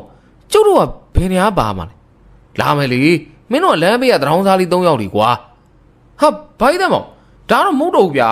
ကျုပ်တို့ကြောင့်တရောင်းစားလေး3ယောက်တယ်ဒါတော့လုံးဝမတရားဘူးဟာဘိုးထင်ရမင်းတို့ကတရောင်းစားဆိုပြီးတကယ်တရောင်းစားလေးတွေမဟုတ်ဘူးလေကွာအဲ့လိုတွေရှိသေးလားဟေးလေမင်းတို့ကအများကြီးရဲ့လူယုံတရောင်းစားကလေးတွေအဲ့ဒါဆိုတကယ်တရောင်းစားတွေလားမဟုတ်ပါဘူးကွာမင်းတို့ကပြဆက်မင်းသမီးကိုအမြဲစောင့်ကြည့်ပြီးတော့သတင်းပို့ပေးနေတာမင်းတော်ကပြဆက်မင်းသမီးကိုခိုးတဲ့ချိန်မင်းတို့ကသတင်းပေးလိုက်တာကွာအမှဖိုးထွေးကမင်းသမီးကိုအပိုင်ကြံပြီးတော့ဖိုးထွေးကမင်းသမီးနဲ့ညားတယ်ပေါ့ကွာဒီလိုပေါ့ဦးတန်းမောင်ကြီးဇလန်းကိုနားထောင်ရင်းဖိုးထွေးမှာပျော်တပြုံးပြုံးဖြစ်နေပေမဲ့တာရကတောက်တစ်ခေါက်ခေါက်နဲ့မကြေမနက်ဖြစ်နေလေတယ်အဲနောက်တာရကဦးတန်းမောင်ကိုကြည့်လိုက်က ဘာကြီးတမ်းအောင်လုံးဝမတရားဘူးဗျာကျုပ်လက်မခံနိုင်ဘူးဖိုးထွေးကမင်းသမီးနဲ့ညားပြီးတော့ကျုပ်ကဘယ်တောင်ရောက်လို့ရောက်နေမှန်းတော့မသိဘူးမင်းကလူကောင်းလေကွာဒီလိုနေရာမျိုးကတော့လူကောင်းမဖြစ်ချင်ဘူးပြားစံမင်းသမီးငါ့ကိုကျုပ်ပါစီရပဲတရင်ခိုးရောက်ပြီးတော့လှူထည့်တာဗျာဘာကြီးတမ်းအောင်လည်းသိတယ်နော်အဲ့ဒါဘာကြီးတလုံးတော့မရက်ဆက်သိဘူးဗျာကျုပ်ကိုမင်းတို့နဲ့လည်းခတ်ပါတယ်ကွာငါလည်းခေါင်းလေးရှုပ်လိုက်မသိတော့ဘူးကွာပြားစားတိုင်းမှာကိုလူနွေးနဲ့မင်းတို့ညှိကြဦးတန်းမောင်ကစိတ်မရှိသွားတဲ့စောင်းကြီးအောင်ကြီးပြောကထပြီးတော့အိမ်မော်ကိုတက်သွားလေတော့တယ်ဘိုးထွေးမှာတော့လေလေးတချုံချုံနဲ့အစင်ပြေနေပေမဲ့မောင်ဘိုးတင်တို့၃ယောက်နဲ့ตาရမှာတော့ဘိုးထွေးကိုကြည့်ပြီးမကျေနပ်မှုများတိုးလို့နေကြပါတော့တယ်မကြီးပင်အောက်မှာတော့မကျေနပ်သူ၄ယောက်ဝိုင်းဖွဲ့ပြီးတော့မကျေနပ်ချက်များကိုရင်ဖွင့်နေကြလေတယ်ตาရကဘိုးရင်မကျေမနပ်ဖြစ်နေလေတယ်ပြီးခဲ့တဲ့နှစ်ကလေးကမင်းသမီးတိမ့်တိမ့်သူရဲ့လက်ကလေးပခုံးလေးပဲဖြစ်ဖြစ်ဖတ်မိကိုအကြံပတ်ဆက်နေတော့ตาရမှာယခုမင်းသားတကယ်ချင်းလူကောင်းလေးဆိုတော့ကြောင့်မင်းသမီးကိုထိရဖို့ကမဖြစ်နိုင်ပြီအဲ့ဒီတော့မောင်ဘိုးထင်တို့ကိုကြည့်ကဒီတခါတော့ငါတကယ်မကျင်ဘူးကွာကျုပ်တို့လည်းမကျင်ဘူးဘာကြီးလူလေးကလည်းတို့ပြောရင်တို့ထုံမှာပဲသူ့စိတ်ကလက်တက်စစ်ရဲ့ကိုသားရမကရင်တော့ပတ်မကြီးဖောက်ကြအောင်ဗျာဟာဘိုးထင်မင်းကလည်းပတ်မကြီးဖောက်ရွာလူရဲ့ထိတ်တုံးခတ်မှာဘောဟာတဘောပြောတာပါဗျာကျုပ်လည်းကိုဖိုးလေးကိုမကျင်ဘူးဒီလူကျုပ်တို့တော့ပြောပြီးတင်တော့ကျုပ်တို့ကြောင့်တရောင်းသားလေးတွေဗျာကြည်အောင်ဟုတ်တယ်ဘိုးထင်ဟာငါတို့၃ယောက်ကြတော့တရောင်းသားလေးတွေတဲ့မကဘူးကွာမကဘူးလူချင်းသူချင်းတရောင်းသားလို့မှမတန်ဘူးဒီလိုနဲ့သူတော်ချင်းချင်းတရင်လွေ့လွေ့ဖြစ်ကဒိုးဒိုးကြိတ်ကြိတ်တိုင်ပင်လိုက်ကြပြီးသူတို့အားလုံးရဲ့မျက်နှာများမှာအပြုံးရိပ်များတန်းလာကြပါလိမ့်တော့တယ်ပြားဆက်ရှာဦးလူလေးရဲ့အိမ်ကိုမောင်ဘိုးထင်တို့ရောက်နေကြတယ်အသားခက်လက်လက်ပူပြက်ပြက်ဦးလူလေးမှာမောင်ဘိုးထင်တို့သူ၏အိမ်ကိုလာလဲတဲ့အခါသူ၏ဝတီတိုင်းခက်ပြက်ပြက်စကားဆိုလေးတယ်ဟဲ့ကောင်လေးဘာကိစ္စငါ့ရင်လာဘာကြီးကျုပ်ကမင်းသားတကယ်ကြီးလုံးဝမပြောတယ်ဗျအဲ့ဒါကျုပ်ရုပ်ရည်ကမင်းသားထက်တာနေတော့ကျုပ်ပြသမကတော့ဆိုကြောင်လာပြောတာအေးပြီးရောဂျိုတင်ပြောထားတာကောင်းတယ်ဟိုကောင်လေးကဘာပြောမလို့လဲ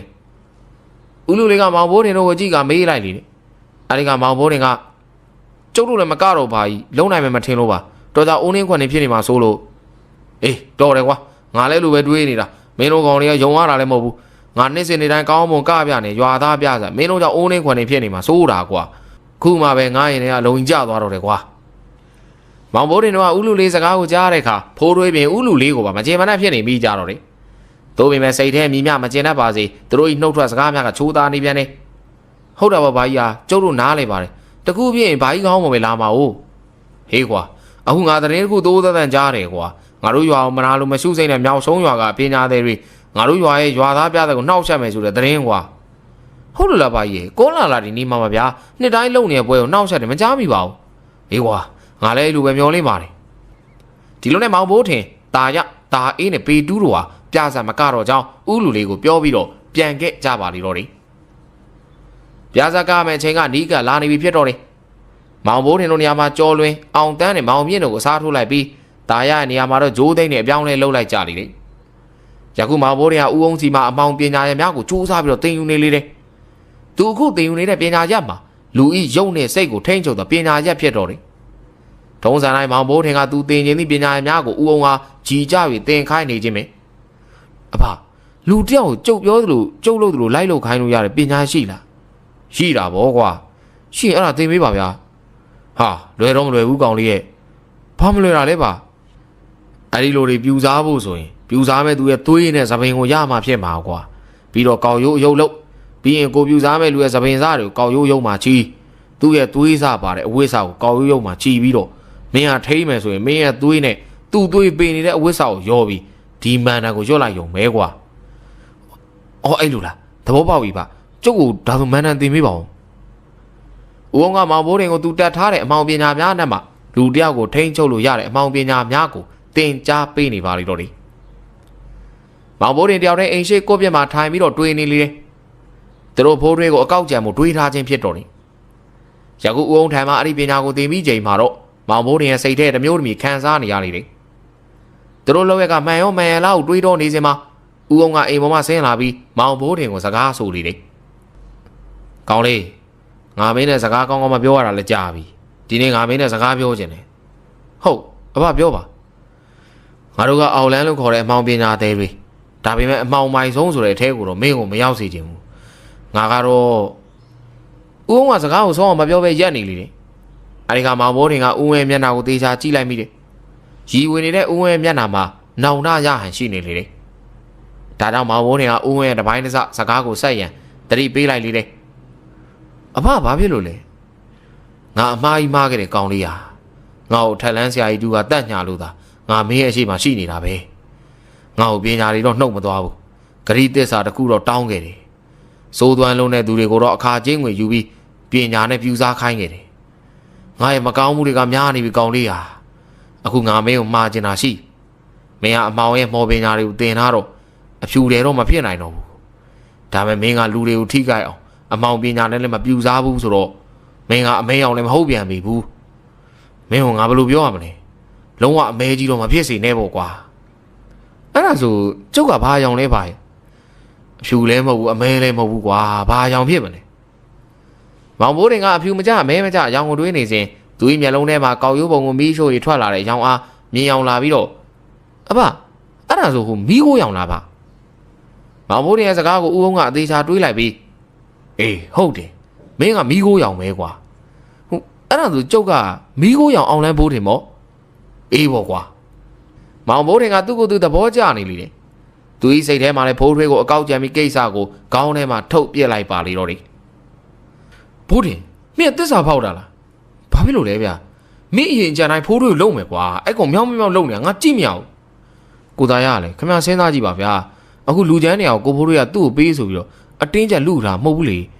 ဇလန်းဆရာရဲ့ပြဆက်ဆရာရဲ့ပြီးထားတော့ကျုပ်တို့ကသာမနာလို့ဖြစ်နေတာသူနဲ့ဘာမှမဆိုင်တာမောင်ဘိုးရဲ့စကားကိုကြားတဲ့အခါတာရအပါဝင်ပေတူးနဲ့တာရီကငြိမ်ပြီးတော့တွေးတော့နေကြတယ်အဲဒီနောက်တာရမှခေါင်းကိုညှိတ်ကအဲ့ဒါတော့ဟုတ်တယ်ကွာဖိုးတွေကနေရာလူထားတော့မဟုတ်ဘူးပြီးတော့မြောက်ဆိုးဟန်ကကျုပ်တို့ရွာသားပြဆောင်နှောက်ဆက်ချင်ကြလို့ဘာကြီးလူတွေပြောတယ်နော်အေးဟုတ်တယ်ငါတို့လည်းအဲ့ဒါကြားတယ်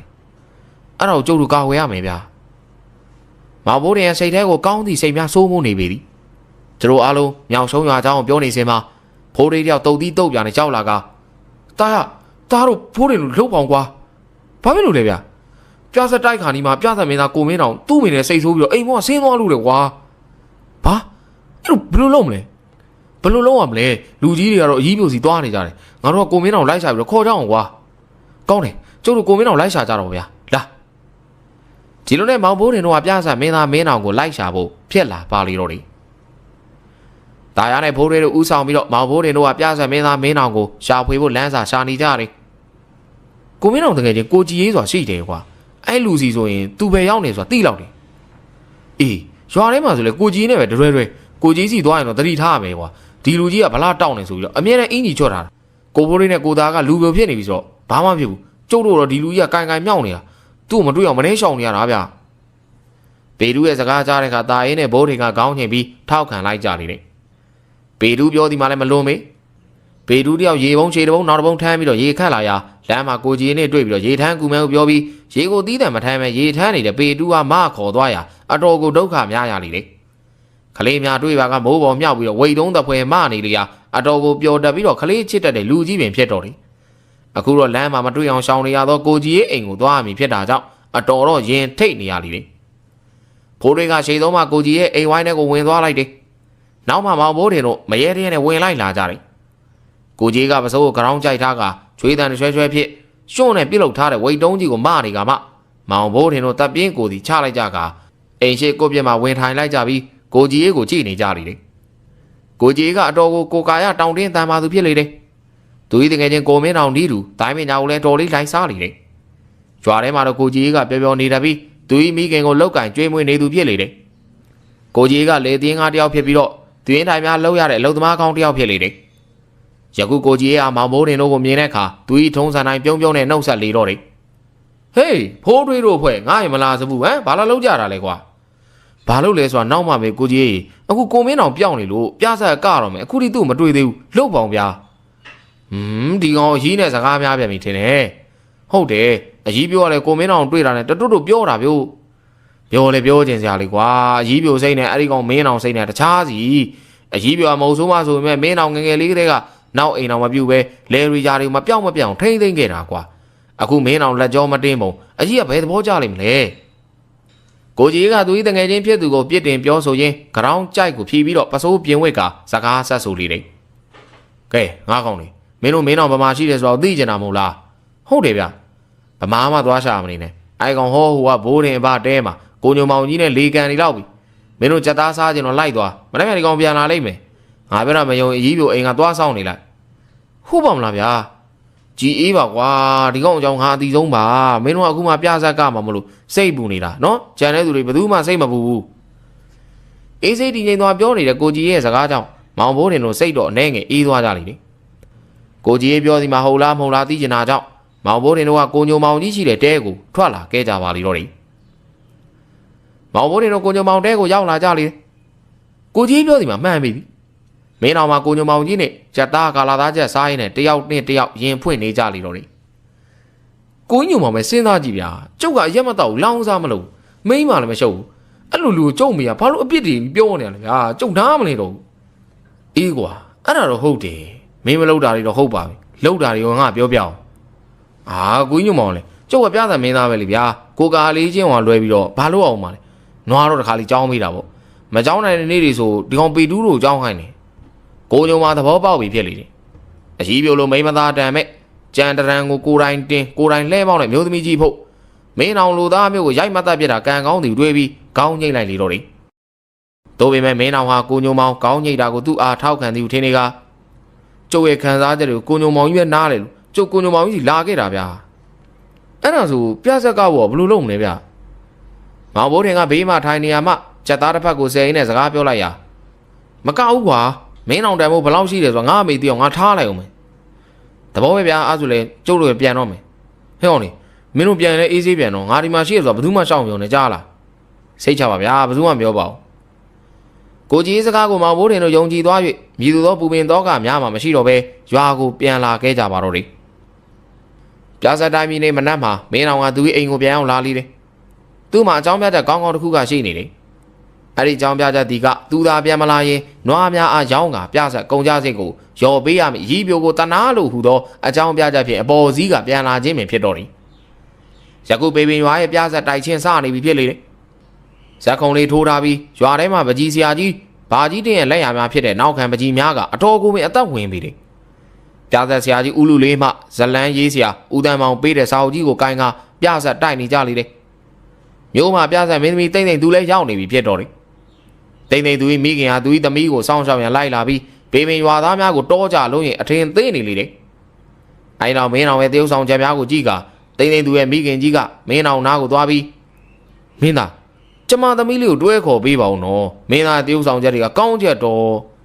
ရပါတယ်ဗျာအသေးလေးတွေကိုကျုပ်ကတွဲခေါ်နေကြပါဟိတ်ကန်ကောင်းလာတဲ့မင်းအောင်ရဲ့စကားမှာတိမ့်တိမ့်သူရဲ့မိခင်ကြီးမျောသွားပြီသူဤသမီးနဲ့မင်းပေးစားပြီးအရေးရောင်အောင်တွေ့နေရပြီတရောင်းစားလေးများဖြစ်တရုပ်ဆောင်ပြီးမောင်မြင့်အောင်တန်းနဲ့ကျော်လွင်တို့ကလည်းတော်ကိုတရုပ်ပါရာမောင်ဘိုးထင်ကဇက်စင်အောက်မှနေရလက်ခုပ်တီးကအော်ဟစ်အားပေးနေလေတော့တယ်အောင်တန်းတို့တရုပ်ဆောင်တာကောင်းချက်ကတော့ဝါတကယ်တရောင်းစားလေးကြာနေပါဟေးပေတို့အကျွေးသေးရှိရင်သွားထဲလိုက်စမ်းပါကွာဟုတ်တယ်ဘိုးထင်ရေဒီကောင်လေးရုပ်ခံကတရောင်းစားရုပ်ဆိုတော့အတော်လိုက်တယ်ကွာ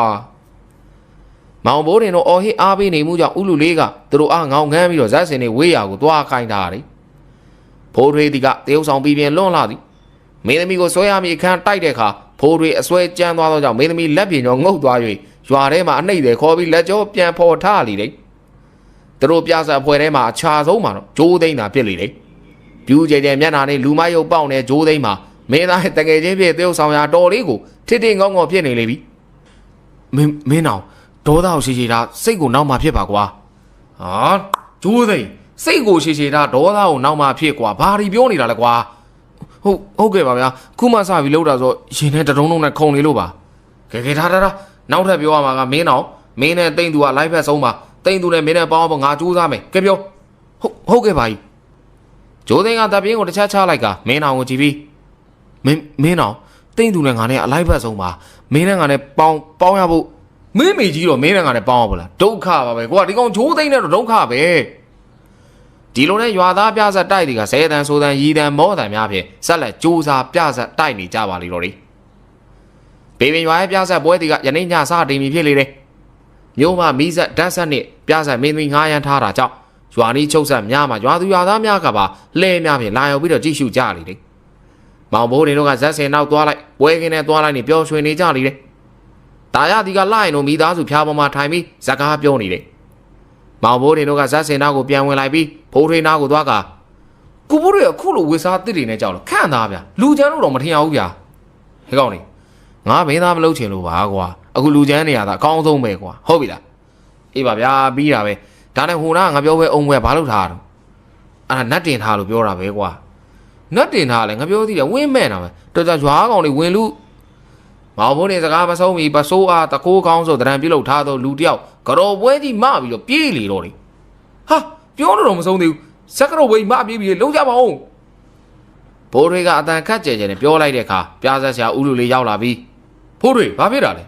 ဲဘာကြီးတင်ထားတဲ့ကြော်ပွဲမပြေးလို့ဘယ်ဆောက်ကမင်းမှသားလဲကွာအရေးတယ်ထားလိုက်တော့ကွာပြားဆက်စားတော့မယ်ဘိုးတွေလောင်းကြော်ပွဲမပြေးတာယူသားသားမဟုတ်တော့ဘူးနောက်ဆုံးရွာသားတွေလည်းဖြစ်နိုင်တယ်မင်းအဘကိုုံကိုသွားပြောပြီးအောင်အနောက်ဆက်ပေါ်ပြီးထင်တယ်လို့ကြားလားဟုတ်ပါကြီးမောင်ဘိုးတင်ကပြားစံနောက်မှထွက်လိုက်ကြပြီးဦးအောင်ကိုလိုက်ရှာနေလေမောင်ဝင်းကြားနေတဲ့ရက်ပုံးဆိုင်လေးထဲမှာအတန်တန်ကြားရပြီမောင်ဘိုးတင်တို့နားဆွင့်လိုက်လေကိုမြရာဒီလိုကလေးတွေပြားစက်ကမြင်တော့ငဲ့ငါဟုတ်မင်းမောက်ပြီလားကွာမတော့တာကြလို့ထင်တယ်ဟေးငါလည်းမရတော့ဘူးဟာတေးကြပါပြီဘာကြီးများအတန်နဲ့ဦးအောင်တန်ဖြစ်၍မောင်ဘိုးနေတို့ရက်ပုံးဆိုင်လေးနဲ့ဝင်လိုက်ရာတန်ရာမှာထိုင်ပြီးတော့ဇပွဲပါကောင်းဆိုင်နေပြီဖြစ်တော့ဦးအုံးနဲ့ဘာကြီးများတို့ကြောင့်မောင်ဘိုးနေတို့တယောက်မျက်နှာတယောက်ကြည့်လိုက်ကြပါလိမ့်တော့တယ်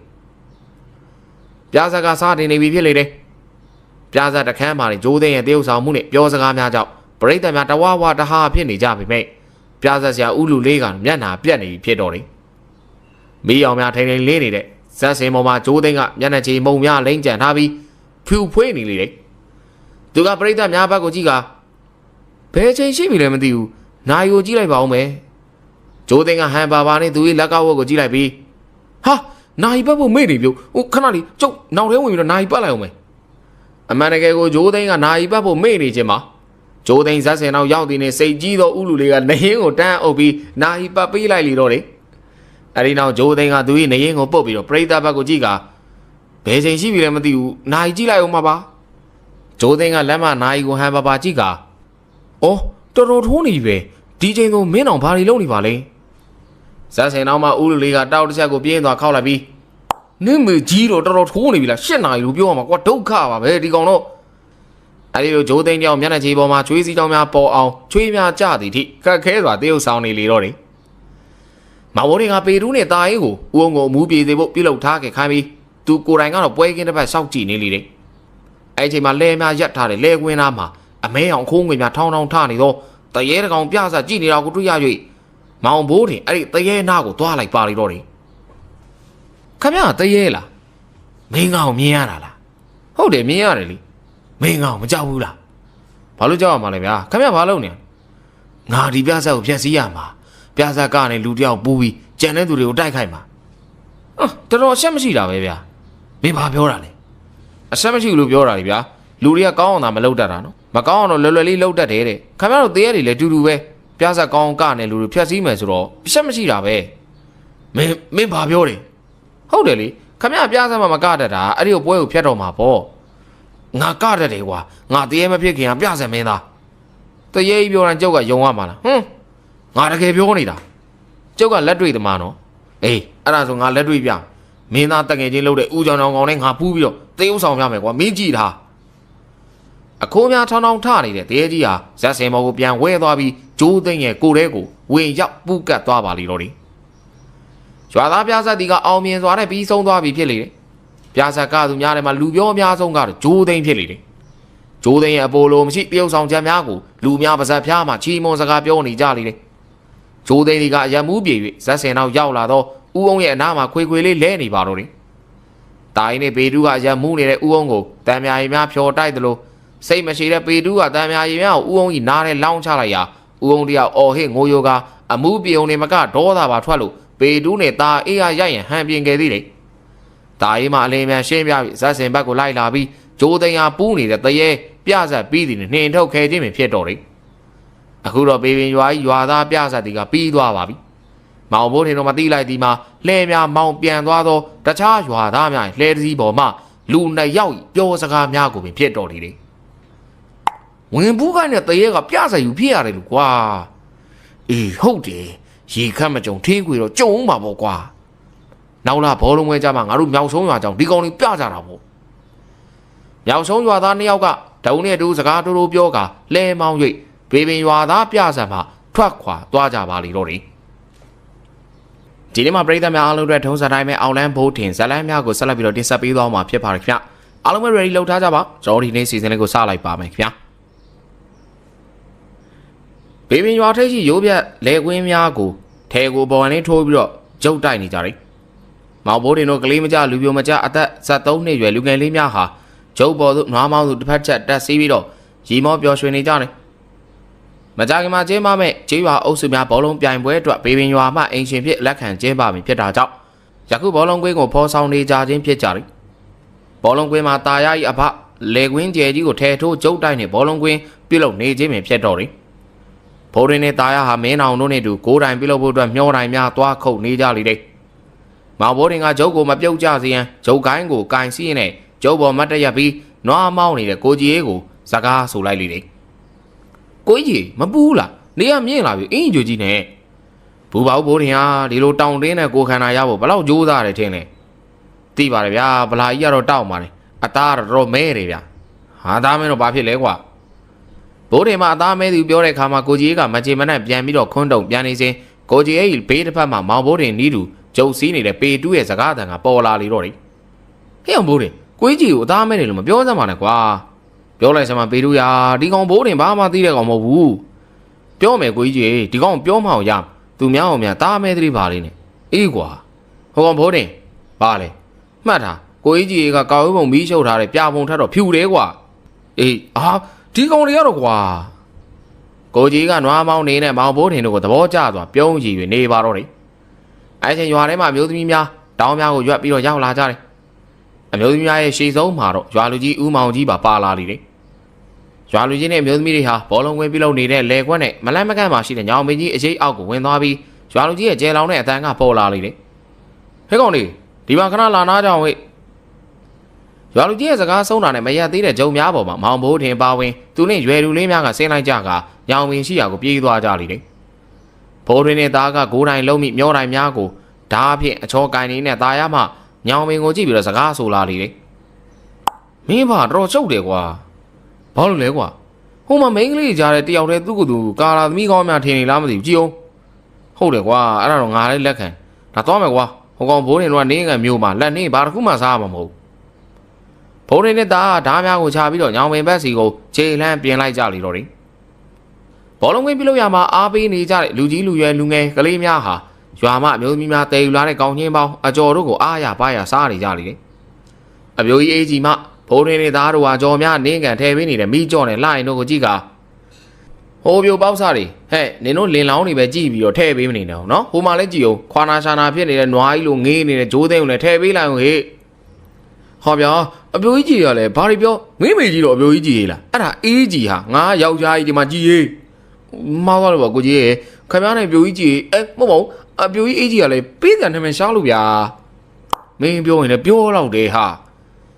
သူဤနာမည်ကိုယူကျုံးမရဖြစ်နေတဲ့ကိုကြီးရေးဟာအပြိုကြီးအေးကြီးမှာတေချာကြည့်ကဟဲ့ကြီးရေးနင်းနာမည်နဲ့ငါနာမည်တလောက်မားနေတာမထူငါတို့ယူလိုက်ကြအောင်ဟဲ့ဟာတော်မယူပါဘူးကျုပ်ရဲ့ခန္ဓာကိုအလှနဲ့ဆိုမျိုးကပြသမင်းကြီးလောက်တော့တာလိရတယ်ဗျဗလာသာရှိတာပါဟဲဟိုဟောဒီပြိုကြီးဘာလို့ရှောက်ပြုံးနေလဲမသိဘူးဗျာစားနောက်တဲ့အပြိုကြီးအေးကြီးရှိကိုကြီးမနေရတော့ပဲဘောလုံးကွင်းကျုပ်တိုက်နေတဲ့ကျုပ်စီယာကိုပြန်ဆင်းသွားပါလေတော့တယ်ဘေဘီမှာဘောလုံးကွင်းပြုတ်ဒီကရေမောပျော်ရွှင်တဲ့များနေသူဆက်လက်လှုပ်အားပေးနေကြပါတော့တယ်ဘေဘီရွာလူကြီးရဲ့အိမ်မှာစီးဝေးပွဲတစ်ခုကျင်းပနေလေတယ်အဲ့ဒီစီးဝေးပွဲမှာအုပ်စုတိုင်းအတွက်ညှိနှိုင်းပွဲဖြစ်လေတယ်ညှိနှိုင်းဆွေးနွေးပွဲမှာရေဦးစင်အုပ်စုနဲ့ဘေဘင်အုပ်စုနှစ်စုမှရွာ12ရွာလူကြီးများဆွေးနွေးနေကြလေတယ်ရေဦးစင်ရွာလူကြီးမှာစတင်ပြီးတော့ဆွေးနွေးလေတယ်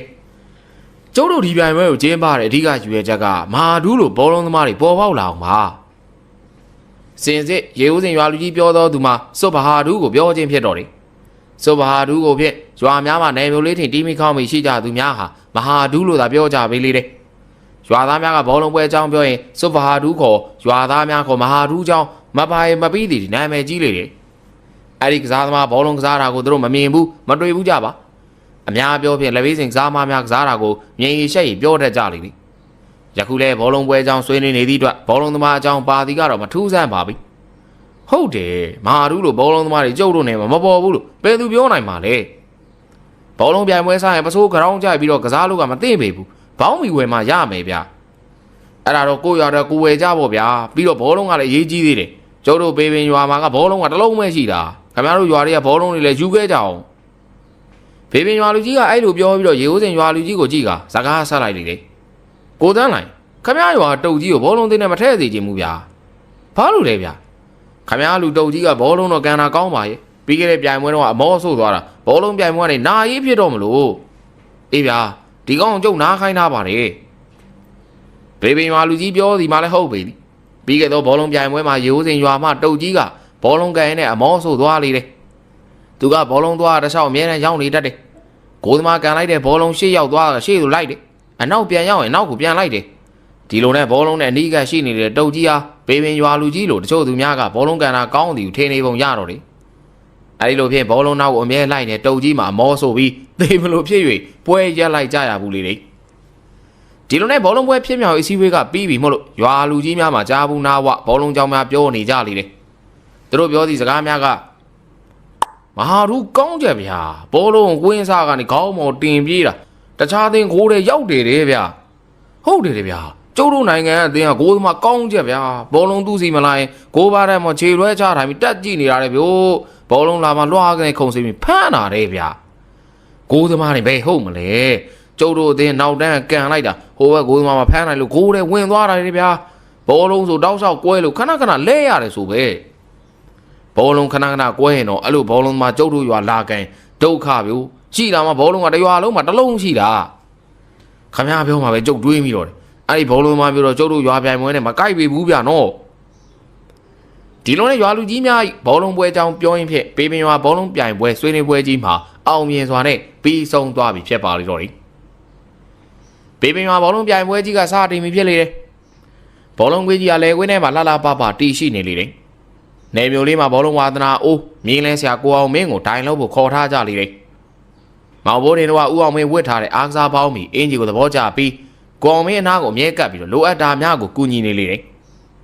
ကောင်းလေးမင်းတို့ရွာလူကြီးကိုငါမျိုးကဝယ်လာတဲ့ထုံးနေယူလာခဲ့ကိုပြောထုံးနေကဘာလို့မှလဲဦးလေးစီးတားမှလေကွာဩဟုတ်သွားပြောလိုက်မယ်ကျုပ်တို့တခါတည်းလာခဲ့မယ်လीမောင်ဘိုးတင်တို့ကရွာကိုပြေးသွားပြီးတော့ရွာလူကြီးအိမ်မှာထုံးအိမ်များသွားပြီးတော့တဲလာကြလေတယ်မောင်ဘိုးတင်တို့ပြန်ရောက်တဲ့အခါပေပင်ရွာမှာဘောလုံးသမားတွေကလေးကျင်ကန်ဆင်းနေကြတယ်ရွာမှာမြို့ဖုံးကြီးเจ้าမှာနေဘူးပြီးဘောလုံးပွဲဝါသနာပါတဲ့ဦးစင်းလူထွက်ကိုရာကြီးမှာဦးဆောင်နေတယ်ပါလီယာယာကြီးကရွာလူကြီးနဲ့မတည့်ပေမဲ့ဘောလုံးကြောင်တိတိမှာသူတယောက်တည်းရှိတာမို့သူ့အားနေရာပေးထားခြင်းမဖြစ်တော့လေမောင်ဘိုးတင်တို့ကထုံးမုတ်အိတ်ကိုယူပေးပြီးနောက်ပေပင်ရွာဘောလုံးအသင်းသားကိုသွားက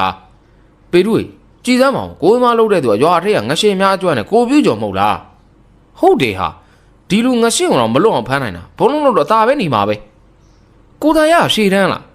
ဟုတ်ပါကွာခုတည်းကငါဘေးကိုငင်းနေပြီမောင်ဘိုးတင်တို့ပေပင်ဘောလုံးသမားများကိုကိုယ်တိုင်နာထိုင်နဲ့ဝေဖန်နေကြစဉ်တာရနဲ့ဖိုးထွေးသူတို့နားရောက်လာပြီးတိုးပြောကတခုခုကိုပေးနေလေတယ်အဲဒီဟာကိုကွင်းမေးမှရှိတဲ့မြောက်ရှုံးရွာသားတယောက်မှသူ့နားမှာရှိတဲ့လူတအုပ်ကိုတိုးပြောကဘောလုံးကွင်းမေးမှထွက်သွားပါလေတော့တယ်ယနေ့ဘောလုံးပွဲစဉ်မှာတော့ပေပင်ရွာနဲ့စိန်နှလုံးရွာတွေပွဲစဉ်ဖြစ်ပေတယ်ပေပင်ရွာဘောလုံးအသင်းဟာဘောင်းမီဖြူအင်းကြီးအနီကိုဝစ်စထားပြီ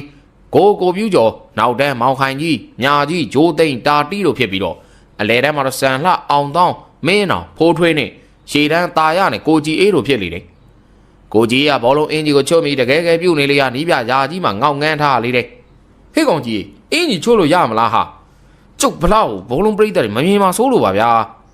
ကြီးရေးကွာကြောင်တောင်နဲ့မသွားချိုးလို့ရမလားတပတ်စိန်လုံးရွာရဲ့ဘောလုံးသမားများကလည်းကွင်းထဲကိုဝင်လာနေပြီဖြစ်တော့တယ်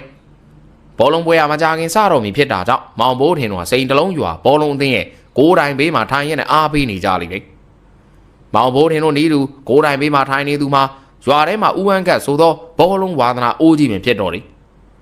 မြို့လေးမှာငှားထားတဲ့အတန်ချက်ဆက်ဆရာဟာအတော်ကိုအလုံးများနေလေတယ်ရွာလူကြီးမှမိုက်ခွက်တောင်းလိုက်ဖះတကာဦးတန်းညမမိုက်ခွက်တောင်းလိုက်နေအတော်ကိုအလုံးများနေရပြီရွာလူကြီးကမိုက်ခွက်ကိုကိုင်းကားကျုပ်ဒီပေပင်ရွာလူကြီးဖြစ်တယ် ဘောလုံးပွဲမှာရန်ဖြစ်သူတွေအတွက်ကျုပ်တို့ရွာ12ရွာကထိတ်တုံး12ခုကိုကျုပ်အိမ်မှာအသင့်ပြင်ထားတယ်ထိတ်တုံးတစ်ခု6ပေါက်ဆိုတော့လူ3ယောက်12ခုဆိုတော့ခဏကျုပ်တွက်နေတာခဏလေးထိတ်တုံးတစ်ခုကို3ယောက်10ခုကို30ဟိုနှစ်ခုက36ယောက်ဗျိုးရွာလူကြီးလုံနေတော့ဘာမှလည်းမသိဘူးဘောလုံးသမားတွေကငါ6ပြတော့မယ်ရွာလူကြီးကစကားများနေသေးတယ်ဘောလုံးပရိသတ်ထဲမှာလူတယောက်ကရွာလူကြီးအတန်တိတ်ချိန်မှာអော်လိုက်တာကြောင့်ပရိသတ်များအားလုံးကကြားရပြီးတော့ဝိုင်းဝန်းထောက်ခံလိုက်မှရွာလူကြီးမိုက်ခွက်ကိုမကြေမနက်နဲ့ဆက်ဆရာကိုပေးလိုက်ပါလေတော့တယ်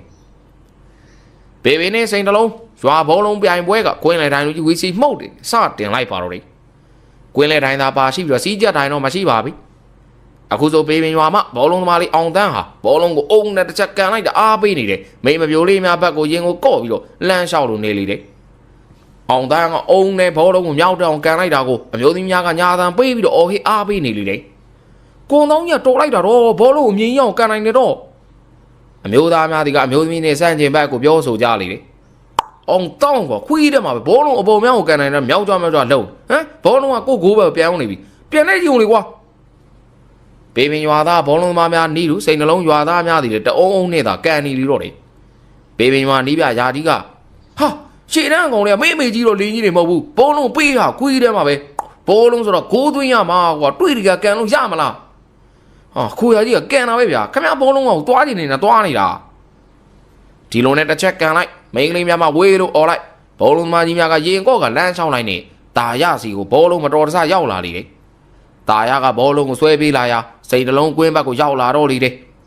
စိန်တလုံးဘောလုံးသေးဂိုးသမားမှာဘောလုံးကိုဆွဲပေးလာတဲ့တာရကိုတေချာကြည့်နေစဉ်ကိုယ်တိုင်ဘေးမှာထိုင်နေတဲ့မောင်ဘိုးထင်တို့မှ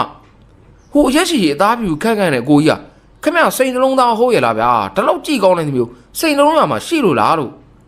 ဟေးကိုဘိုးသမားကြီးနာမည်ဘယ်လိုခေါ်လဲဗျာမထူးမချင်းတယောက်တည်းခေါ်နေကြတဲ့မောင်ဘိုးထင်တို့ကိုစိန်တလုံးဂိုးသမားကတစ်ချက်ကြည့်ကဘာလို့ခေါ်နေရလဲကွာအကိုကြီးကစိန်လုံးသားဟုတ်ရလားဗျာမြို့ကငှားထားတဲ့ဘောလုံးသမားကြီးမဟုတ်လားဟုတ်ပါတယ်ကွာငါစိန်နှလုံးသားပါဟာဟုတ်လို့လားဗျာကျုပ်ကတော့မယုံပါဘူးနာမည်ဘယ်လိုခေါ်လဲအကိုကြီးကျော်ဝင်းလို့ခေါ်တယ်ကွာစိန်နှလုံးကိုသမားမောင်ဘိုးတင်တို့ကိုလှည့်စကားပြောနေချိန်မှာတာရကဂိုးနာကိုရောက်ပြီးတော့ဘောလုံးကိုကန်လိုက်ရာဂိုးသွားပါလေတော့တယ်အဲဒီကစိန်နှလုံးဘောလုံးသမားတွေဟာသူတို့ရဲ့ဂိုးသမားကိုဟဲ့ကျော်ဝင်းမင်းပထွေးလေးနဲ့စကားပြောနေတယ်ကိုပန်းဟာသူတို့ကလာပြောနေအောင်မင်းတို့ကလေထိုင်လူကြီးအဲ့ကလေးတွေညစ်တာဗျာမြင်မြင်အဲ့ဂိုးတိုင်တာဖဲခိုင်းလိုက်စိန်လုံးဘောလုံးသမားတွေကဒိုင်လူကြီးကိုပြောကမောင်ဘိုးထင်တို့ကနေရာပြောင်းခိုင်းလိုက်တော့တယ်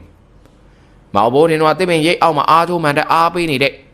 ့ပေပင်သားကိုတာနိုးနားမှာသွားထိုင်ပြီးတော့အားပေးနေကြလိမ့်တယ်ကိုတာနိုးရဲ့အားပေးတဲ့ကကျဲလောင်လွန်းလာပြီတယ်ကြည်လေးဘောလုံးကန်နေတာအီးကြီးကန်နေတဲ့အတိုင်းပဲကွာဘောလုံးဆိုအုံနဲ့ကန်ရတာဟာတာရခွေးထဲမှာပဲကွာကန်ဆွဲမနေနဲ့အောင်တောင်းလို့အုံနဲ့ကန်ကွာအဲ့ဒီချိန်မှာမောင်ခိုင်ကြီးကရှေ့ကိုဘောလုံးဆွဲလာကအားပါပြင်းထန်တဲ့ကန်ချက်ဖြစ်အုံနဲ့ကန်လိုက်ပါမှာကိုတာနိုးအားရပါရအားပေးစကားပြောလေတော့တယ်အေးဘောလုံးဆိုတော့အဲ့လိုကန်တာကွာမောင်ခိုင်ကြီးကန်လို့ရရင်တော့ဂိုးသမားအန်ပြုတ်သွားမှာမှန်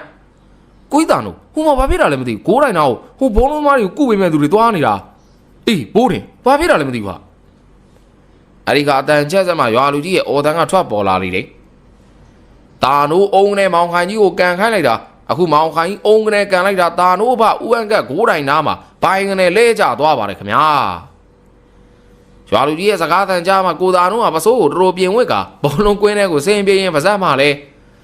ခွီးထဲမှာမောင်ခိုင်ကြီးမင်းဂိုးထဲကန်ခိုင်းတာကွာငါအဖေကိုကန်ခိုင်းတာမဟုတ်ဘူးငါဘဦးအန်ကအန်ကယ်ရောရှိသေးလားမသိပါဘူးကွာ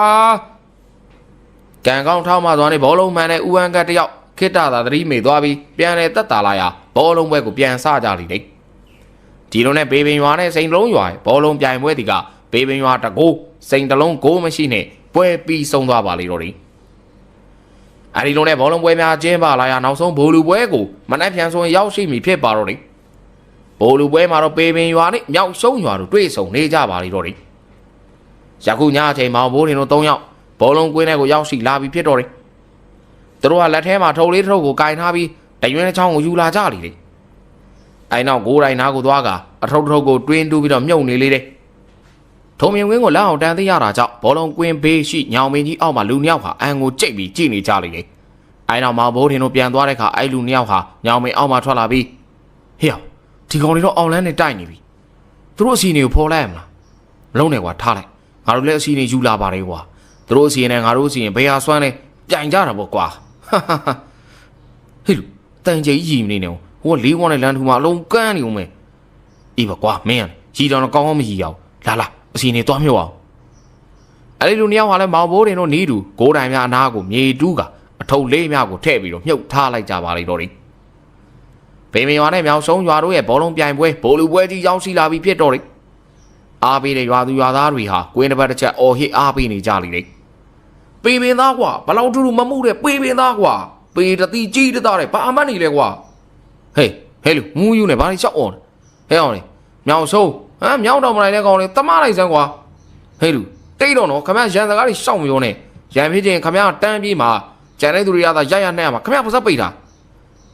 ပေပင်သားတချို့ကမူးယူပြီးအော်ဟစ်နေတယ်ရက်သမားကိုမန်မဲပြီးတော့ငောင်ငန်းလိုက်မှငိန်သွားလိတော့တယ်မြောင်ဆုံးရပရိသတ်များဘက်မှလည်းအားကြမကန်အော်ဟစ်အားပေးနေလေတယ်မြောင်ဆုံးသားကွာလင်းမြန်ပေါ်ပါတွက်လိုက်ရပါမြောင်တောင်ဆုံးလို့မြောင်ဆုံးသားလို့ခေါ်တာဘာမှလဲဟေးစမ်းပါဟုတ်လို့လားဘေးမှာရှိတဲ့လူကြီးတယောက်မှတိုးနဲ့မေးရအော်ဟစ်အားပေးနေသူကဟာဘာကြီးရလဲကျုပ်ကဗဇက်လေးရှိကပြောတာဗောဗျာအိုးအေးကောင်းပါလေကွာ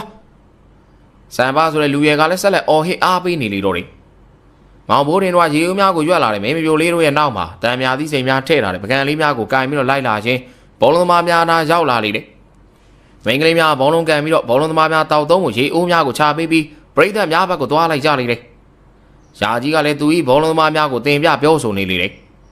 ဒါနဲ့ကြီးကတယောက်ကိုတယောက်ပေးကစားရှင်းနေဘူးဗျာတောက်ခေါက်ပြီးတော့မကျေမနက်ပြောသူမှရန်စားမမြင့်ဆွေဖြစ်ပေတယ်မြင့်ဆွေကစောင့်ကြောင်ထိုင်ပြီးတော့မကျေနပ်ကြောင်ပြောနေလေရာကြီးမမင်းကဘာမကျေနပ်တာအကြီးကြီးမှတားပြီးကြီးပြီးကျိုးသိနေပြီဘာမင်းကကိုကစားမကိုနားစေးနေတာဟဲ့လားသူတို့မကျိုးတော့ကျုပ်မကန်အောင်လေဗျာကျန်တဲ့အရန်တွေအကုန်ကန်တယ်ကျုပ်ဘောလုံးတော့ကောင်းကောင်းမထိရသေးဘူးဘောလုံးကအလုံးကြီးအပြားကြီးလာတော့မေ့ရမလို့ဖြစ်နေပြီဒါရရင်တူရမှာပေါ့ကွာကျုပ်ကဘောလုံးကန်နေတာဗျမကန်ရင်ဒီထဲကိုကျုပ်နွားတွေလွတ်မှာတော့မြင်းဆွေရဲ့စကားကြောင့်အားလုံးထိတ်ထိတ်ပြပြဖြစ်သွားကြတယ်မြင်းဆွေဒီကနွားကိုတော်များပိုင်းဆိုင်သူဖြစ်လေတယ်ပြီးတော့လူကလည်းဇိုးတရုံမို့ပြောလို့ရသည်မဟုတ်တကယ်လုံးနိုင်သူယာကြီးကတွေးနေစဉ်မြင်းဆွေဤတန်ကပေါ်လာပြန်တယ်ကျုပ်ကိုထဲကန်ခိုင်းတော့မကန်ရလို့ကတော့ဟိုးမှာတွေးလာကျုပ်ကောင်နေမြင်းဆွေကသူတို့နဲ့မလန့်မကန့်မှကောင်လေးများကိုလည်းညှိုးထိုးလိုက်ပြီးစကားဆိုလိုက်လေတယ်ကောင်လေးများကလည်းလက်လန်းပြနေလေရာမြင်းဆွေကလက်ကာပြလိုက်ပြီးတွေးလာဟောမှာလှုပ်ရတော့မလားလို့ပြောနေတာဟာမလုပ်ပါနဲ့ကွာကဲတာရမင်းထွက်ကွာမြင်းဆွေမင်းဝင်နီးပြကိုအကြက်ကင်ထားတဲ့မြင်းဆွေကပွဲထွက်ကစားမဖြင့်စတင်ကစားရပြီတော့မြည်ပြက်တော့တယ်မြင်းဆွေမင်းကဘောလုံးရကြီးရေးကိုပေးဟာဘာလို့ပေးရမှာလဲဗျကျုပ်ကကျုပ်ကန်မှာပေါ့ဒီကောင်လေးတော့ခတ်ပြီကွာရာကြီးကခေါင်းကိုကုတ်ခါမြင်းဆွေမပြောတော့ပဲမင်းအောင်ဘက်ကိုလှည့်ကမင်းကအလေတန်းကြီးကိုဘောလုံးထိုးပေးကိုရာကြီးကြီးပဲပေးခိုင်းနေတယ်မြင်းဆွေလည်းပါတယ်မြင်းဆွေလည်းပေးခိုင်းအောင်ပေါ့ဒီမြင်းဆွေရတော့ကွာတော့ခွေးတယ်မှာပဲရေးကြီးတဲ့ပွဲပါဆိုမှဒီကောင်ငါတို့ကိုချင်းချောက်ပြီးဒုက္ခပေးနေရတယ်လို့ကွာငါမှားတာဒီကောင်အရင်ပွဲတွေကနဲ့ထည့်ကန်ပေးလိုက်မှာကွာဘောလုံးကြီးပြပါလျာယာကြီးကတော့ခေါင်းကိုကုတ်ပြီးကန်ချင်သူကန်ဟုသာပြောလိုက်ကသူ၏အသင်းသားများကိုကွင်းထဲကိုဝင်ခိုင်းလိုက်ကြပါလိမ့်တော့တယ်ဘောလုံးပြိုင်ပွဲကလည်းအကျိတ်နဲ့ရှင်ပြိုင်နေကြလိမ့်တယ်မြောက်ဆုံးရွာဘက်ကိုဘောလုံးကန်လိုက်တိုင်းကိုနာရောက်မှလွဲ၍သာသွားတာကြောင့်မြင်းဆွေမှာတယောက်တည်းဘောလုံးတဲလာကကိုသမားနဲ့တယောက်ချင်းတွေ့သည့်တိုင်ကိုမသွင်းနိုင်လဲကြနေလေတော့တယ်မြင်းဆွေကအန်အောနေပြီးတော့ကြည်ရိုးကိုကြည့်လိုက်ပြီးကြည်ငေါ့တယောက်ကခြေထိုးခံလိုက်လို့ပဲကွာညံ့နေပေါ့ကွာမင်းဟာလေကြည်ကလည်းမြင်းဆွေနီးသူကိုသမားနဲ့တယောက်ချင်းတွေ့မှဟန်ချက်ပြက်လဲကြသွားလီဟာကြည်ကဒိုင်လူကြီးမြောက်ဆုံးသားတွေမကောင်းတဲ့ပညာနဲ့တိုက်ထားတာထင်တယ်ဗျဟာအဲ့ဒါတွေယုံကြည်မရှိဘူးစက္ကန့်ကြောင့်ကြည်လည်းဘာစကားမှမပြောတော့ပဲမြောက်ဆုံးသားများဂိုးသွင်းမှုကိုငရှင်းဖမ်းသမားပြူးကျော်မှာအကောင်းဆုံးလက်စွမ်းနဲ့ကာကွယ်နေလို့သာပဲပေပင်သိန်းကဂိုးမပေးရခြင်းပင်ဖြစ်တော်တယ်ဂျီလိုနဲ့မြောင်ဆုံးနောက်ခံလူဟာပေပင်အသင်းမှာကြည်ရေးကိုပြစ်ဒဏ်ကျူးလွန်ရမှာဘန်နာဒီကိုပေပင်သိန်းကြလေတော့တယ်အဲ့ဒီဘောလုံးကိုဂျီမှကန်သွင်းမိဖြစ်လေတယ်ဂျီကဘောလုံးကိုတေချာတဲပြီးတော့ကန်သွင်းလိုက်ရာဂိုးပေါက်ထဲဝင်လို့မှဝိတ်ဝိုက်ပြီးတော့ဂိုးလွဲသွား၍အားလုံးလည်းကြောင်ငေးနေရမှပေပင်ပရိသတ်များကဒေါသတကြီးအော်ဟစ်ကရုပ်တဲတွေဖြစ်ကုန်ကြတော့တယ်မြောင်ဆုံးသားတွေကမကောင်းတဲ့ပညာနဲ့လှုပ်ထားတယ်ဒီကောင်လေးလူညစ်တွေကြိုက်ကြကွာပေပင်ရွာသားများနီးသူမြောင်ဆုံးရွာသားများသည်လေပေပင်သားတွေကလည်းအောက်တန်းနဲ့တိုက်ထားတယ်ဟိငါတို့ထိရင်ပြန်ချမယ်ကွာတရွာလုံးလည်းမကြောက်ဘူးမြောင်ဆုံးသားတွေသွေးပြောက်ရဲလဲသိစီရမယ်ကွာနဖက်ပရိသတ်များကကွင်းနဲ့ဝင်လာပြီးရန်ဖြစ်ဖို့တာဆူနေကြတော့တယ် အဲဒီကစနွာရွာလူကြီးများနဲ့ရမ်းမီရဖများမှာဝိုင်းဝန်းတားထားရလေတယ်မြောက်ဆုံးသားများကစပြီးတော့စကားဆိုလာကြတယ်မင်းတို့ရွာကောင်လေးတွေကိုးတိုင်တော့အောက်လန်းစီရင်အရင်မြုပ်တာကွာငါတို့ကမင်းတို့ရွာအောင်မယုံလို့လိုက်ချောင်းနေတာအဲ့ဒါကြောင့်ငါတို့လည်းအစီရင်ပြန်လို့တာဘာဖြစ်လဲဘယ်ကောင်လေးမြုပ်တာလဲပြောစမ်းတို့ရွာဘယ်ကောင်ရှိရမှာလဲမင်းတို့ရွာဘိုးတင်ဆိုတဲ့ကောင်လေးပဲနေမှာပေါ့မဟုတ်ရင်မင်းတို့ရွာသားတွေကိုတွေ့မယ်အေးမဟုတ်ရင်မင်းတို့ရွာသားတွေတွေ့မယ်နော်ဘိုးတင်တို့သွားခေါ်စမ်းမကြတော့ချိန်မှာမောင်ဘိုးတင်တို့ကုန်းနေရောက်လာကြလေတယ်အဲ့ဒီကပေပင်ရွာသားများမှစတီးပြီးတော့မေးကြလေတယ်ဘိုးတင်မင်းအောင်လန်းစီတွေကိုးတိုင်တော့မှမြုပ်ထားတယ်ဆိုမဟုတ်ပါဘူးမောင်ဘိုးတင်မှညင်းတဲ့ကမြောက်ဆုံးရွာသား2ယောက်မှဟေးကောင်လေးမင်းတို့ကိုးတိုင်တော့အစီအရင်မြုပ်နေငါတို့သိတယ်နော်ညင်းမနေနဲ့မြုပ်တာတော့ဟုတ်ပါတယ်ဗျာအောင်လန်းစီရင်တော့မဟုတ်ပါဘူးမင်းမလိန်နဲ့လိန်တာမဟုတ်ပါဘူးဗျာဟေးကောင်လေးငါတို့ဘိုးတင်ကမလိန်တတ်ဘူးကွာအဲ့ဒါဆိုလဲမင်းတို့အစီရောငါတို့အစီရောဖော်ကြမယ်အေးပြီးတာပဲကွာပေပင်ရွာသားများနဲ့မြောင်ဆုံးရွာသားများကမောင်ဘိုးတင်တို့ခေါ်ကသူတို့မြုပ်ထားတဲ့ကိုးတိုင်နာကိုပြခိုင်းလိုက်ကြပြီးတူးဖော်လိုက်ကြပါလိမ့်တော့တယ်ပေပင်ရွာသားများနဲ့မြောင်ဆုံးရွာသားများဟာမောင်ဘိုးတင်တို့မြုပ်ထားတဲ့အထုပ်ကလေးကိုတူးဖော်ရရှိရာမြောင်ဆုံးသားများမှတွေ့ပြီလားဟူသောအကြီးဖြင့်ကြည့်ပြီးဇကားဆိုလိုက်လေတယ်တွေ့ပြီလားမင်းတို့ရွာကောင်လေးတွေအရင်အစီရင်လုပ်တယ်ဆိုတော့ဟမ်ပေပင်သားများကမိသည့်စကားမှမပြောနိုင်မောင်ဘိုးတင်တို့ကသာစူးစိုက်ကြည့်နေလေတယ်အရိကတာကြီးကသူတို့အားငေးကြည့်နေတဲ့ရွာလူကြီးကိုဘာကြီးအရှင်ထုတ်ကိုဖြီးကြည့်လိုက်ပါဦးမင်းတို့တို့ရွာကိုအိုးမဲတုတ်တယ်ကွာဟာဘာကြီးကလည်းဖြီးကြည့်ပါအောင်ဗျာအရိကရွာလူကြီးကလူများရဲ့ရှေ့မှာမောင်ဘိုးတင်တို့မြုပ်ထားတဲ့အထုပ်ကိုဖြီးကြည့်လိုက်ရာပဝါလေးတစ်ထည်ဖြစ်နေလေတယ်ပဝါထဲမှာတော့စာလေးတစ်စောင်ပါပြီးစာထဲမှာတော့ကိုသားရတိတ်ကိုဂီးဆိုင်တဲ့အတွက်ကျေးဇူးတင်ပါတယ်နောက်နေ့တိတ်ပြဆက်လာကြရင်ကိုသားရပြဆက်မင်းသားလုပ်ပါနော်အခုတော့နှုတ်ဆက်ခဲ့ပါတယ်ကိုသားအတွက်တိတ်ရမ်းကြိုက်တဲ့ပဝါလေးလက်ဆောင်ပေးခဲ့ပါတယ်တိတ်အရိစာဖတ်ပြီးချိန်မှာတော့ဝိုင်းကြည့်နေတဲ့လူများအားလုံးနားမလည်နိုင်ဖြစ်နေပြီလေတာရသည်ကဘောလုံးဝင်းကိုကြောခိုင်းပြီးပြေးပြီးဖြစ်တော့တယ်မပြေးခင်ပါစမ်းမမောင်ဘိုးတင်တို့ကိုကြည့်ကခွေးကောင်တွေကွာဘယ်သူမှမသိအောင်သေးချာတိတ်မှဆိုတရွာလုံးတော့မကောက်မြောင်ဆုံးရွာသားတွေပါတိကုန်ပြီခွေးထဲမှာပဲလှရင်လေးကိုငါဘလို့ရှင်းပြတော့မှမသိတော့ဘူးကွာမောင်ဘိုးတင်ကပေပင်ရွာသားများနဲ့မြောင်ဆုံးရွာသားများကိုအကျိုးအကြောင်းရှင်းပြနေလေကျုပ်တို့ကိုသားကသူ့ကိုပြဆက်မင်းပေးတဲ့လက်ဆောင်တိချာသိမ့်ခိုင်းတာဗျာဘယ်သူမှမသိစေနဲ့တဲ့မြေမြုပ်ထားလီကောင်းလေဆိုလို့ကျုပ်တို့လည်းဘောလုံးကွင်းဘက်ကြွက်လေရင်းနဲ့ဟိုကိုးတိုင်တော့မှမြုပ်ထားလိုက်တာနောင်ပြန်တူးလို့ရှိရင်မှတ်မိလွယ်အောင်လို့လေငါတို့ကမင်းတို့အစီရင်မြုပ်ထားတယ်ငါတို့လည်းအောက်လန်းစီရင်မြုပ်ထားတာကွာအဲ့ဒါဆိုလည်းခင်ဗျားတို့စီရင်ဖယ်လိုက်ကြဗျာကျုပ်တို့တန့်ရှင်ကစားမယ်ခုကျန်စားပြီးတရားနဲ့တရားအထင်မလွဲကြနိုင်တော့ဗျာနော်အေးပါကွာဒီလိုနဲ့မြောင်ဆုံးရွာသား2ယောက်ဟာသူတို့မြုပ်ထားတဲ့စီရင်များကိုဖယ်ရှားလိုက်ပြီးဘောလုံးပွဲကိုဆက်ပြီးတော့ကစားနေကြပါလိမ့်တော့တယ်အိုးစုရွာတိုင်းဗိုလ်လူပွဲကြီးကပြီးဆုံးသွားပြီဖြစ်တော့တယ်ဒိုင်းကိုတော့ပေပင်ရွာမှရရှိသွားခဲ့လေတယ်မြောင်ဆုံးရွာသားများကလည်းသူတို့အရှုံးကိုကျေနပ်စွာလက်ခံပြီးပြန်သွားကြပြီဖြစ်တော့တယ်မောင်ဘိုးထင်တို့ကလည်းဘောလုံးသမားများနဲ့တူပျော်မြူးနေကြလေတယ်ဒီပွဲမှာအကောင်းဆုံးစားမှာကိုကြီးအေးပင်ဖြစ်တော့တယ်မောင်ဘိုးထင်ကဒိုင်းစုကြီးကိုကင်ပြီးတော့ပျော်ရွှင်နေတဲ့ကိုကြီးအေးကိုကြည့်ကရင်နဲ့လိုက်တက်ပြီးတော့ဝမ်းနေလာလေတယ်သူဤစိတ်ထဲမိတို့ဖြစ်မှန်းမသိကိုကြီးအေးကိုကြည့်ကအဲ့ဒီအခါတိုင်းမှာပူဆွေးဝမ်းနေတဲ့စိတ်ဖြစ်ပေါ်နေရာကိုကြီးအေးနားကိုသွားပြီးကိုကြီးဟေးဘိုးထင်ကျုပ်ကိုကြီးကိုမြင်ဝမ်းနေနေဗျာဘာဖြစ်တာလဲမသိဘူးမင်းတို့ငါ့ကိုနောက်ဆုံးတွေ့ရတော့မှာမလို့ဝမ်းနေနေရနေပါဘောကွာကိုကြီးကသူ့ဤစကားကိုသူသဘောကျကရီမောနေပေမဲ့မောင်ဘိုးတင်တယောက်ဒိုင်းစုရသည်ကိုမပြောနိုင်ပဲကိုကြီးအေးကိုကြည့်ရတာဝမ်းနေနေရပါလိမ့်တော့တယ်ဒီမှာပရိသတ်များအားလုံးအတွက်တင်ဆက်ပေးသားဖို့ရွေးချယ်ထားတဲ့ဇလန်းလေးကတော့အောက်လန်းဘိုးတင်နဲ့ကိုကြီးအေးမောင်ဘိုးတင်တယောက်ဘောလုံးပြိုင်ပွဲပြီးဆုံးသွားကြတဲ့ကအိမ်ပြင်ကိုတိတ်မထွက်အိမ်ရှိကိုပြစ်မှာသာထိုင်းနေတွေးနေငေးနေတက်လေတယ်အမြဲတမ်းတက်ကြွနေတဲ့မောင်ဘိုးထင်ကယခုငူငန်ငိုင်ဖြစ်နေတာကိုသတိထားမိတဲ့ဦးအုံမှစကားဆိုလိုက်လေတယ်။ကောင်းလေးဘိုးထင်မင်းရွာထဲမသွားဘူးလား။တာရီတို့လာခေါ်လဲမလိုက်နဲ့မင်းဘာဖြစ်နေရလဲပြောစမ်းပါဦး။ကျုပ်စိတ်ထဲမှာကိုကြီးကိုစိတ်ပူနေတဲ့အပါရ။ဟေးအဆန်းပါလားစိုးစမ်းပါအောင်ကွာ။ကျုပ်ကိုကြီးကိုမြင်ဝမ်းနေနေတယ်ဗျ။ငါသဘောပေါက်ပြီ။မင်းစိတ်ရဲ့ကြီးကိုစိုးရိမ်နေတာမဟုတ်လား။ဟုတ်တယ်ဗျာ။ဆိုရင်မိဒီတိုင်းငိုင်းနေလို့ရမလားကွာသွားမင်းကောင်နေနဲ့ဘာလို့ရမယ်ဆိုတာသွားတိုင်မင်းကြီးကျုပ်တို့ကဘာလို့ရမှာလဲဖားရဲ့ပြောပြစမ်းမအောင်မင်းကောင်နေတဲ့ကြီးကိုစောင့်ကြည့်ဖို့ကွာတခုတော့ရှိတယ်ကောင်လေးကံကြမ္မာကိုတော့ပြောင်းလဲလို့မရဘူးကွာအဖပြောတော့ကျုပ်နားမလဲဘူး ကျုပ်စိတ်ထဲမှာကိုကြီးကျုပ်တို့နဲ့ခွဲသွားရမယ်လို့ထင်နေတယ်အဖရာရှောက်တွေးမနေနဲ့ကြီးကထုံထုံပိတ်ပြီးဆိုတော့အားနေပြီအဲ့တော့မင်းတို့ကောင်တွေသူ့စီမှာကိုကားလေးကျင်ကန်နေပါလေသွားလို့ကြပေါ့ကွာဟုတ်တယ်ပါကျုပ်ကိုကြီးကိုစောင့်ကြည့်နေကားဗလာလေးကျင်ရမယ်တစ်ချက်ကိုနှစ်ချက်ပြဖို့ပါကျုပ်တို့လည်းဗလာတောင်းလာမယ်ကိုကြီးကိုလည်းစောင့်ကြည့်ပြီးသားဖြစ်မယ်တိတ်ကောင်းနေကြမယ်အဖဒီလိုနေရာမျိုးတွေဆိုအကျန်ကောင်းနေမင်းဆရာပဲလေကွာနာမည်တစ်လုံးနဲ့နေတဲ့ကိုအုံးကွာဒါလောက်တော့ရှိမှာပေါ့အဖလည်းမြောက်ပေးလို့မရအောင်နည်းနည်းမြောက်လိုက်တာလည်းမြောက်သွားပြီဘာကြောင့်လဲခတ်တယ်ဗျာဟေး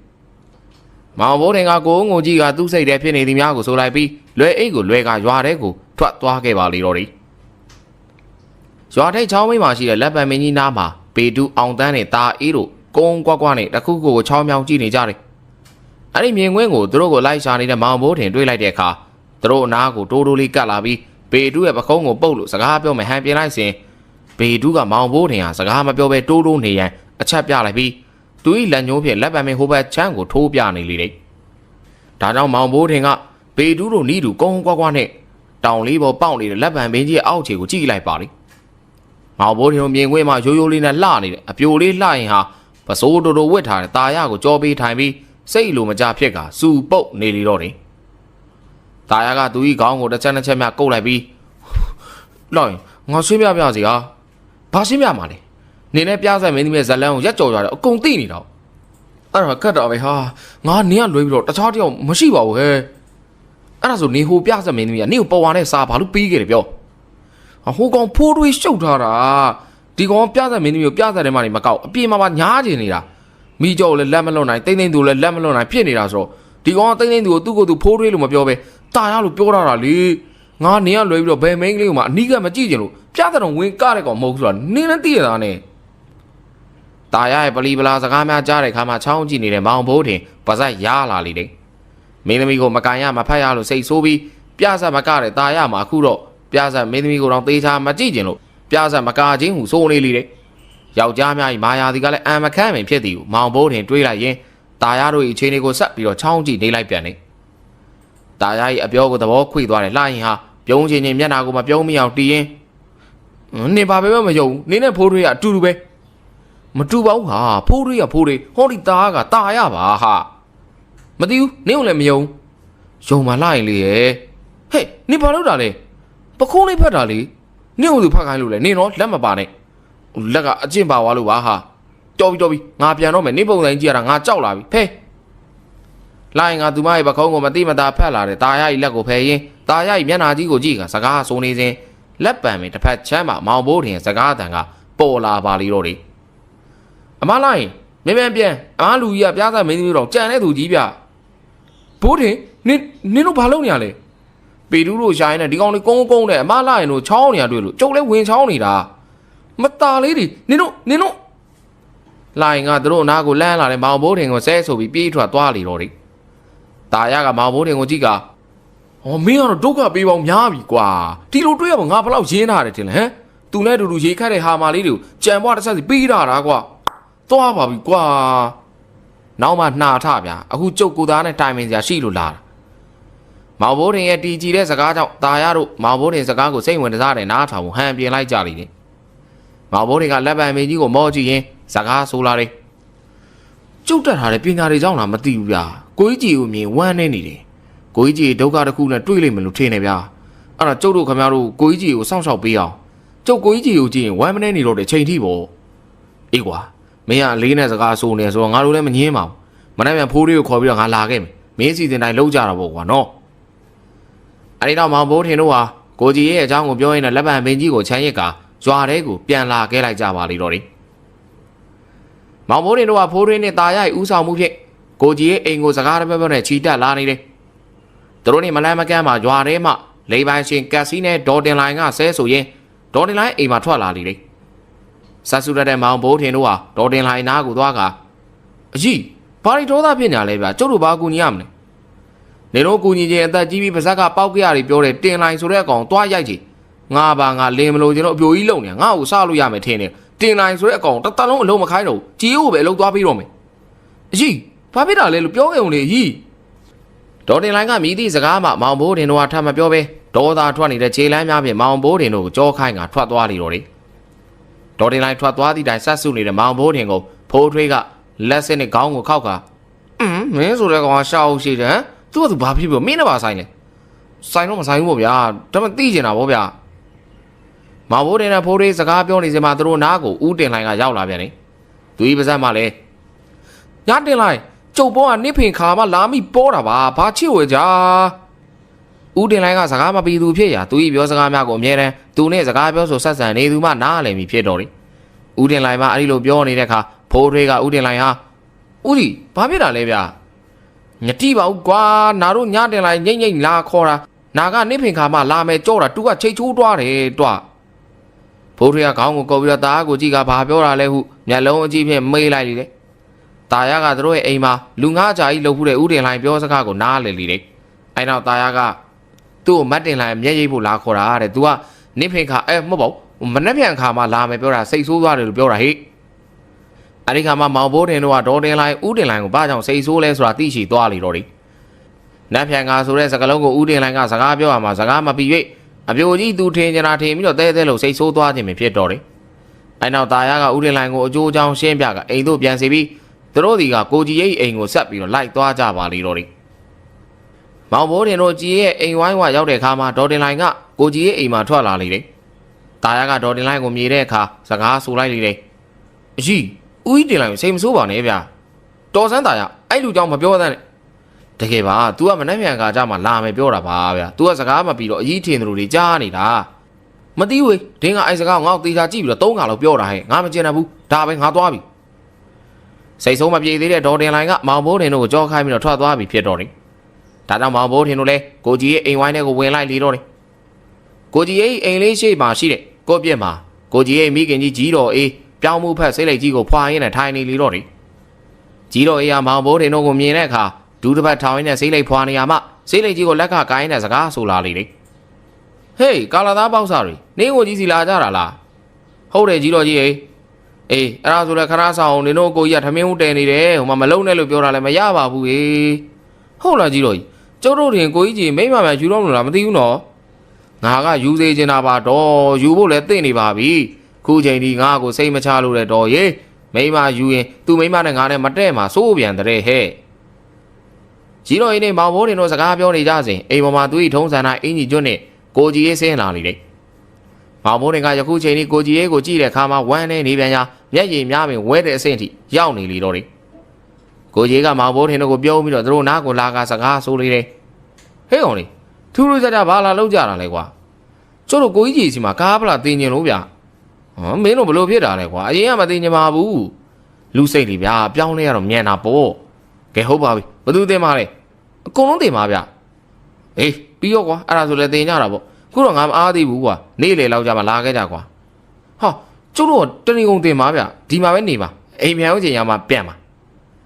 ကိုကြီးကတယောက်တစ်ပေါက်အားကျိုးမှန်တဲ့စကားဆိုနေကြတယ်မောင်ဘိုးတင်တို့ကိုကြည့်ကပြုံးကြည့်လိုက်ပြီးဟာမင်းတို့ကလည်းထမင်းစားချိန်ရောက်ပြီကွာငါချက်ထားလဲအမေနဲ့ငါအတွက်ပဲဆိုတော့မစားပါဘူးဗျာကိုကြီးကလည်းကျုပ်တို့ကကားပလာပဲတင်ပါပါကိုကြီးမှအနူနီးနဲ့ပြန်ခိုင်းသည်ကိုပြန်ရန်လမ်းမမြင်တော့မောင်ဘိုးတင်တို့ကကြီးတော်အိမ်မှာခတ်မှာစကားဆိုလာလေတယ်ဟဲကောင်လေးတွေသွားထမင်းစားပြီးတော့မှပြန်လာကြငါသားနင်တို့ပြန်ခိုင်းနေတာနော်ငါသားအားနာတတ်တယ်ငါတော့အားမနာတတ်ဘူးပြန်ဆိုပြန်ဟောမှတွေ့လားခွေးပြစ်တဲ့ဒုတ်တွေအေးအဲ့ဒါနင်တို့ဖို့ဖြစ်သွားမယ်ဘာမှတ်လဲသွားကြ